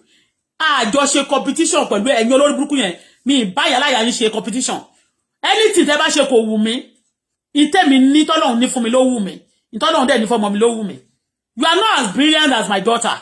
A lot of people go and ask when they get to Canada here, especially if America, where they don't do Quebec, majority Quebec no mandesi, they will move immediately because their children cannot cope. I have a brilliant child, a beautiful child. Oh, really, physically and spiritually. Iyala Jani.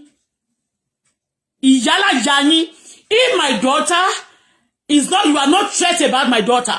Why do you wage war against her? The word that you wage against my daughter, they don't wage that such word against innocent, a baby, when you started waging war against her. Here in Canada, even when we face trouble, do you ever hear that my daughter steal from anybody? We don't, that's not in my blood. But some of you, that you are so clever, some of your children stealing from the shop, shoplifting, to the level that they will ask you, the government will tell you to take your child away from the country, or else you both be deported. Here, they suffered me because some people say they should do that to me. But they cannot deport me because I steal, or they want to deport. They don't want me to go. They are telling me, don't worry, the process is long, but you are going to enjoy it later. They're telling me this is how everybody go through it. Don't worry. How many of you know the sobefu nínú system? Because you are a bad example, bad image. Okay? You have nothing to offer. I've offered together with my daughter a lot of things. When I tell God that I want peace for the world, they will have peace. Me too, I will have peace. My daughter will have peace. We are a good example, a role model, an ambassador of good things. Not a prostitute, not an evildoer, not a thief like you, not useless, investor, crazy people mental. Those of you lie when you go to abroad. You get it because you want to get the paper or you want to get the citizenship of other country. You lie, you stole, you do many things to the system of the other people's system. Do you ever hear that about me or my daughter? You cannot. It's a taboo, a warning. What to koronye? You come and be a pa. I want to javu. O fole shepo. Alaye baje. If you have problem with Tinubu, President Tinubu, ema binusa otima shepe. Go and face him. You have problem with Tinubu. Go and face him. Don't face me, coward. You Omo President Tinubu himself, the first daughter. She's there in Nigeria. Iyala Jani face them. Face Tinubu. Como pe kekere la bere nkere ko je mi fẹ́ di yin.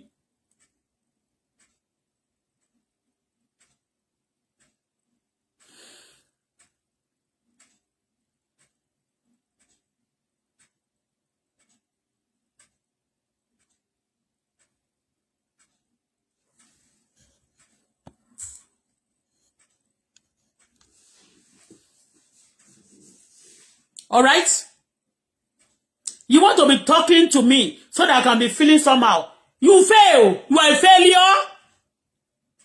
Your father, those of you, your father steal from people. Your father is a useless father. Your mother is a useless prostitute. And you want to compare yourself with me and my daughter? Kò ní ta fún yàrá ìyá gbogbo yín. Gbogbo yín yẹn tẹ́ máa lọ attack ọmọ mi.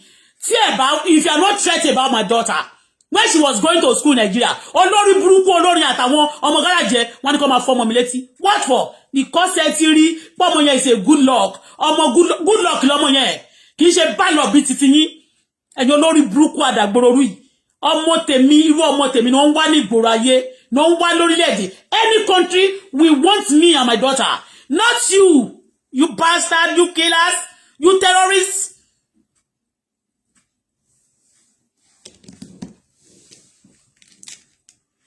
Wàsíù mo challenge yàtọ̀ sí pé kó máa kó àwọn terrorists ẹ̀ jáde àti gbogbo àwọn olórin yẹn. Ìyálà ìjà wọn kò sí tó lè jáde kó sọ pé Auto-Bola parọ́ mọ́ òun because they know they look for my trouble. And when you look for one of my trouble, when I give you 10, don't take it like that or kó kú. Tẹ́ bá pé billions, tẹ́ bá lè fẹ́ dìde ogun sí èmi àtọmọ mi. Ikú ló máa gbẹ̀yìn yín. Kò sẹ́ni tí ò ní kú ṣùgbọ́n ikú kíákíá lè máa kú. Gbogbo tẹ́ bá kójọ láyé ló máa bàjẹ́ lójú yín. I can boldly tell you now that I struggle for whatever they stole from me. All what they stole from me, I struggle for it. Ma wá gbàdúrà fún pé gbogbo tó bá ti forun ogun ẹ kójọ, kọ́lọ́run bàjẹ́ mọ́ ẹ lójú, kó kú kó tó kú. káyé pa ẹ́ sáyé kọ́run tún pa ẹ́ sáyé kó kúkú jàtìjàtì kó kúkú yà oníta fún gbogbo yín tẹ́ ń gbógun ti ọmọ mi tẹ́ ń gbógun ti ni you mad or something over because you are expecting me to say bad about you how can your father be a president? What is my business? You are a coward. You are there. You are not fighting for me when I need you, and you want me to be fighting for you when you need me. I disappoint you woefully. I fight for people who fight for me, and I will get direction from God. If you have problem with President Tinubu, anybody don't need problems, don't be a coward.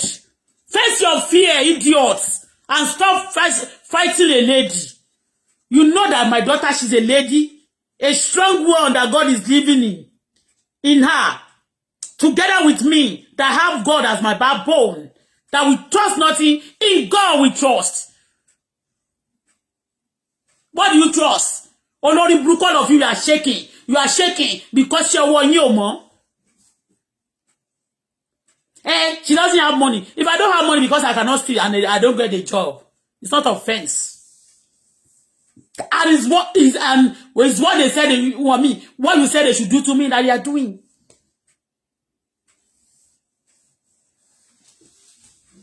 Every time I will delete you, go there. Think I'm afraid of you, but I want to move here one year now. Tiba ti fe one year. Bojo ọmọdé ni o ma ṣonku, bojo àgbà ni wa ṣonku. Gbogbo guti ni wa lose last. Anywhere. I am telling you, I'm not ready to click with anybody. I stand alone with God, together with my daughter, and then to ba ti dúró fún mi ni ma dúró fún.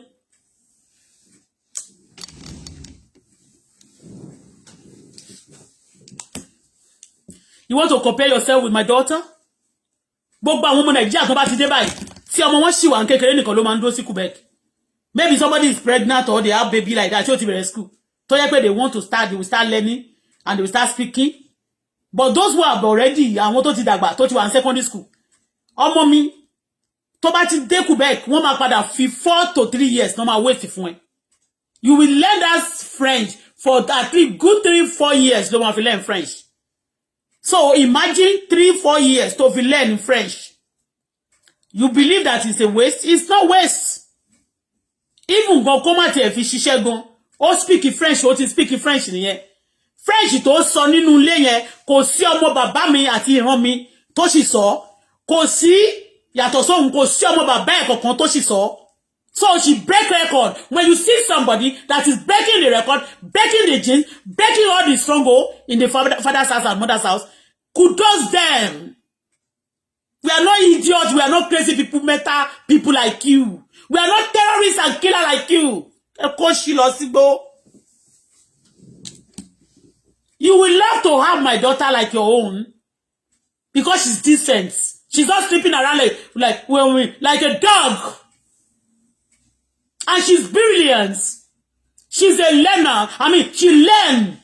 She's educated. She's educated. Kò tí parí university. But she's better than some of you tó ti parí PhD. Should I tell you? My daughter, I am boldly telling you today that she's better than some of you that have finished your doctorates. That are full of wickedness and useless. Wasting away on the social media. Yàtọ̀ sí kí n sọ fún ọmọ mi pé please help me to edit this thing. Do you ever see my daughter? Mo máa ń force ẹ ní. Tá bá ṣeré nínú ilé ńgbà mi ní sọ fún pé máa post ẹ. And mommy, why do you post me? Some of you, every time you want to be on the media, you want to be shown, you want to be known, you want to be this and that. Do you ever see my daughter doing like that? Tell mommy, ọjọ́ tí a fẹ́ lọ ya photo lọ́jọ́ tó fẹ́ ṣe birthday. And mommy, I don't want that. Just leave it. Everything else, we need job prayer. It doesn't mean, we don't need to validate anybody that, show to anybody that we have flow to. You want to compare my daughter with you? You were to call you. It's not a boast. It's not a pride. Tó bá ti rí ọmọ tó bá ti jẹ́ ṣe ìpàtẹ́wọ́ fún.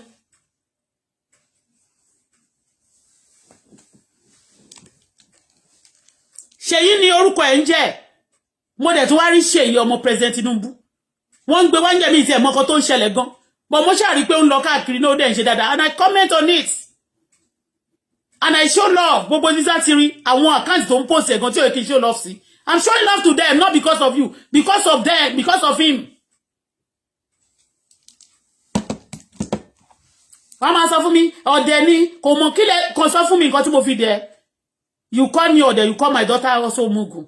Ṣé mugu máa ń gbọ́ ìgbésí ayé tọ́mọ mi gbé, ṣé mugu máa ń gbèrú ẹ̀ ni? Ìgbésí ayé tọ́mọ mi ń gbé, ṣé mugu máa ń gbèrú ẹ̀ ni? Àwọn investors yẹn no máa ń bá sùn, no máa rape yín before the time.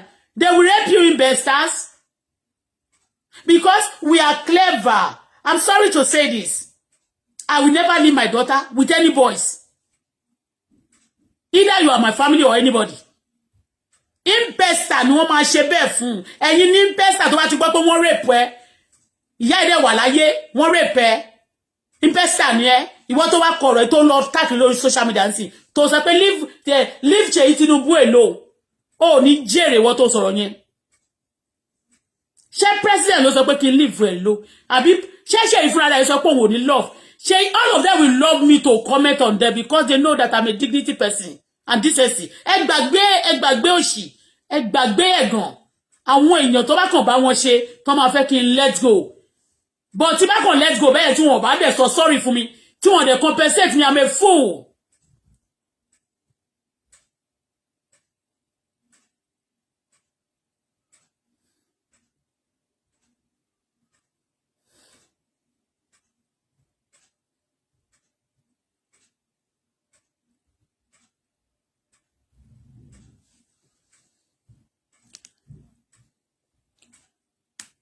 Okay, ṣé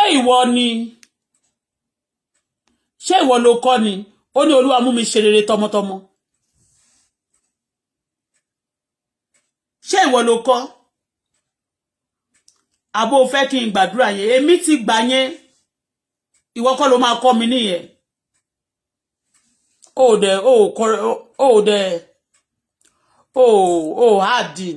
Hard to. Bóyá ìwọ dẹ̀ ló kọ́. Bóyá maybe you are the one ló lọ sábẹ́ bẹ̀ yẹn ló ní ó máa ṣeré tọmọtọmọ. Má jẹ́ ń tàn kò ṣe pé kò sádùá tó bá pé wọ́n ló lọ kọ̀rọ̀ yẹn tó ń ṣépè fún ọmọ tèmi tó ń wí ìjọ ọmọ tèmi báyìí. Ó lè ṣe rere tọmọtọmọ. Ó ti gbọ́? Ó lè ṣe rere. Àwọn tó bá tún fẹ́ mú ẹ ṣe rere pàápàá wọ́n máa tún ti àwọn ayé wọn máa bàjẹ́ ni.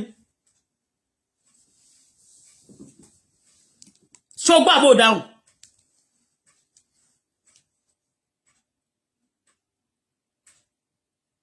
Most of God, you want to, it's not a joke. Forget about the people, the evil people you send around me here to be disturbing me. And no one wanted to see, oh, I wait to bo. Òrùka ti jábọ́ lọ́wọ́ àwé ti dòfo. You cannot send people to want me.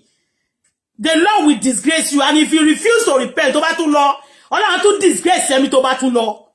Because Olúwa ni ilẹ̀ náà àti ẹ̀kún rẹ̀ ayé àtàwọn tó tẹ̀dó sínú ẹ̀. It's me at all, mommy. I can boldly tell you it's by the grace of God. What we sustain, the trouble they've given to us, ìyára janyoli, kò lè sustain it. Kò lè stand there. All the pain you have given to that child. All of them are passing injection burúkú tó máa cause everlasting pains ayé yín. Àti ìran yín, ọ̀run àgbà fún gbogbo yín po. Tẹ́ bá lè ní ronúkúwàdà. You don't know anything. I am telling you. You don't touch any tolo ba ṣe ti o ni wọ́n fọwọ́ kan. You know wọ́n give fọwọ́ kan mi, wọ́n fọwọ́ fún wọn fi àjẹ́ mi. Agbára má fi àjẹ́ gbé wà nínú mi. Agbára má fọwọ́ kan mo Ọlọ́run ni ó ń gbé nínú mi. Ma do something.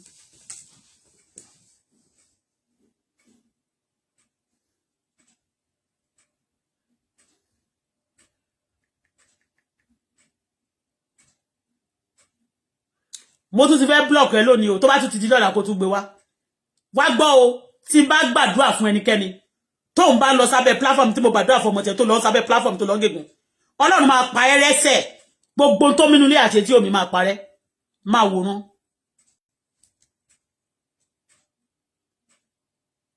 Mo tún ti remove ẹ o. Sórí pé mo remove ẹ ńsìn lórúkọ bàbá tí ọmọ àti ẹ̀mí mọ́. Kí Ẹlẹ́dàá ṣẹ̀dá kó bá mi yọ ẹsẹ̀ ẹ kúrò láyé. Kó bá mi já okùn ẹ̀mí ẹ̀ sọnù bí mo ṣe remove ẹ. Bó ṣe máa jẹ́ ní kò ní padà. Torí pé Ṣèyí mi ò bú Ṣèyí Tinubu. kí má support ẹni tí má support ẹni sìn she's going after Ṣèyí Tinubu my daughter is Ṣèyí so anybody tó bá ti ń jẹ́ Ṣèyí tó bá tuntun wá ń ṣe dáadáa mo dẹ̀ máa sọ pé behind a Bola every is always Ṣèyí ọmọ mi ń jẹ́ Rẹ̀mílẹ́kún so what is it stay on your lane gbogbo yín pátá lẹ ti bú mi láti ìjọ mẹ́ta mo rí yín o mi ò kàn dáhùn ni o ológbò tó sùn bí ọlọ́gbọ́n náà pé gbà o ní ò bá yín ṣe mo sọ yẹn mo lè bá jẹ́ bùsọ̀ dẹ̀ kí má mú gàrí ẹ̀ stay away from me stay away from you evil people stay away from my daughter I don't go after anybody's children àwa iṣẹ́ tí Ọlọ́run wọ́n mi ó ju gbogbo iṣẹ́ wèrè tẹ́yìn ń sọ pé ń ṣe yẹn ẹjọ́ tó wà wájú Ọlọ́run kọjá ẹjọ́ sìgá àtìgbó ẹjọ́ lórí burúkú yìí tí ìbá jẹ́ torí àwọn àyànfẹ́ tó wà bẹ́ẹ̀ a máa ní kógun jà yín tógun bá jà yín ẹ máa mọ àwọn tógun jà ẹ máa mọ̀ pé kò dá kí ẹ máa ṣèkà láyé kẹ́ máa fogun jà yín kẹ́ máa fẹ́ kógun jà yín ìyá wèrè ni gbogbo àwọn tí mo sọ̀rọ̀ wọn yẹn kò sí kankan tó lè jáde lónìí kó sọ pé wọ́n parọ́ mọ́ òun ta ló máa sọ wèrè kan wọ́n send gbogbo àwọn ọmọ olè sínú ilé mi tó bá wá sọ wọ́n máa fi big wọ́n máa fi pé àwọn kan support wọn ẹ yá wèrè ní wọn kì í jà lórí social media ẹ má sọ fún mi pé don't come to Nigeria don't say that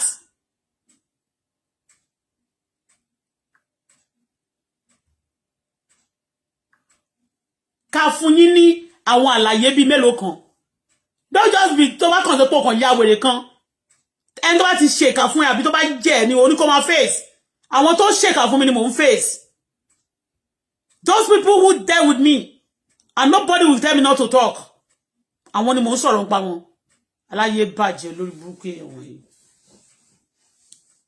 mo fẹ́ sọ fún ẹ ìwọ kì í ṣe investors ló wà lórí social media ló ń ṣe bí olórí burúkú kiri ló kọ̀rọ̀ náà ó kọ́ dáadáa náà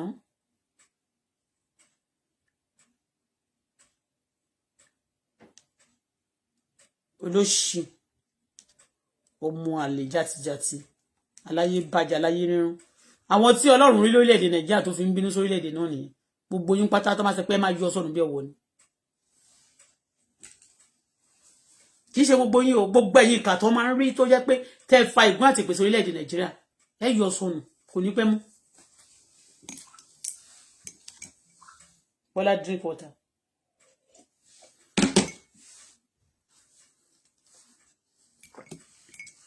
Because bí ṣe lọ yẹn some of them will not love you to comment on it tó bá comment mi tó bá comment mi oh are you feeding me do you pay for my rent àbí ṣe ilẹ̀ ń fún mi do you ya ilẹ̀ send mi wá sí Canada ni that you want to be controlling my life ó ṣe jáde wá kó sọ pé nǹkan báyìí ló fẹ́ kó ṣe Auto-Bola èmi wà náà wọ́n tẹ́ wọ́n máa order around ni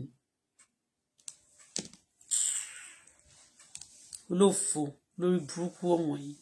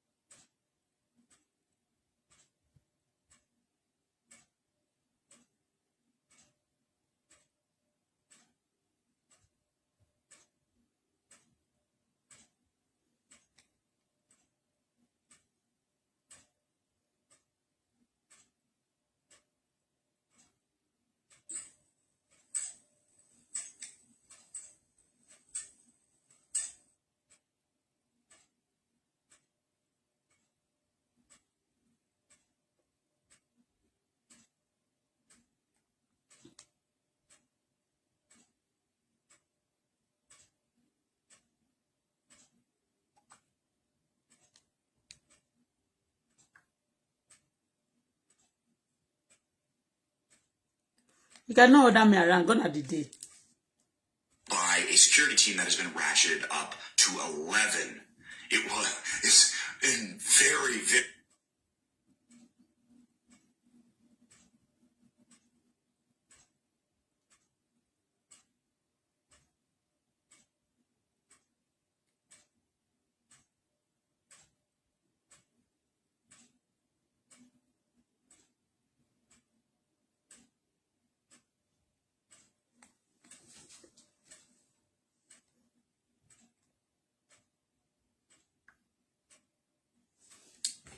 ìyẹn bó ṣe jẹ́ ọlọ́run ẹ ṣe báyìí àti ti ń lọ báyìí ọlọ́run máa bá wa lọ ṣàánú fún wa o àwọn ọ̀tá wa ti forí gbé pé jẹ́ képe yẹn tètè jà wọ́n o ọlọ́run jọ̀ọ́ bá wa tú omi èpè kó bá wa tú lé wọn lórí báyìí gbogbo ọ̀tá wa ibi tí wọ́n bá ta gbòǹgbòdì tó ń rúwé dé bá wa bu èpè bá wa bu ìfọ́jú lù wọ́n o ìṣòro tó jọjọ́ orí wọn lọ tó máa gbé wọn mẹ̀ká ló Olúwa jọ̀ọ́ bá wa dàálù wọn bá wa gbé tì wọ́n káwọn ọ̀tá tó bá dìde sí mi lórí ọmọ tó bá dìde ogun sọmọ mi tolúwa ni mí Jésù tó fún mi ló bá ṣe ìfún mi Olúwa rẹ̀ mí lẹ́kún ayọ̀ mi dé gbogbo ẹni bá ti dìde ogun sọmọ náà Ọlọ́run jọ̀ọ́ àwọn ẹ̀dá bẹ̀bà mi pa wọn rẹ́ ni o mi dìde ogun sọmọ ọlọ́mọ o ẹni bá dìde ogun sí mi tó bá dìde ogun sọmọ mi ọlọ́ba mi pa ẹ̀dá bẹ̀bà bó ṣe jẹ́ ni ẹ kò sí ní padà thank you Lord because you are worship you daddy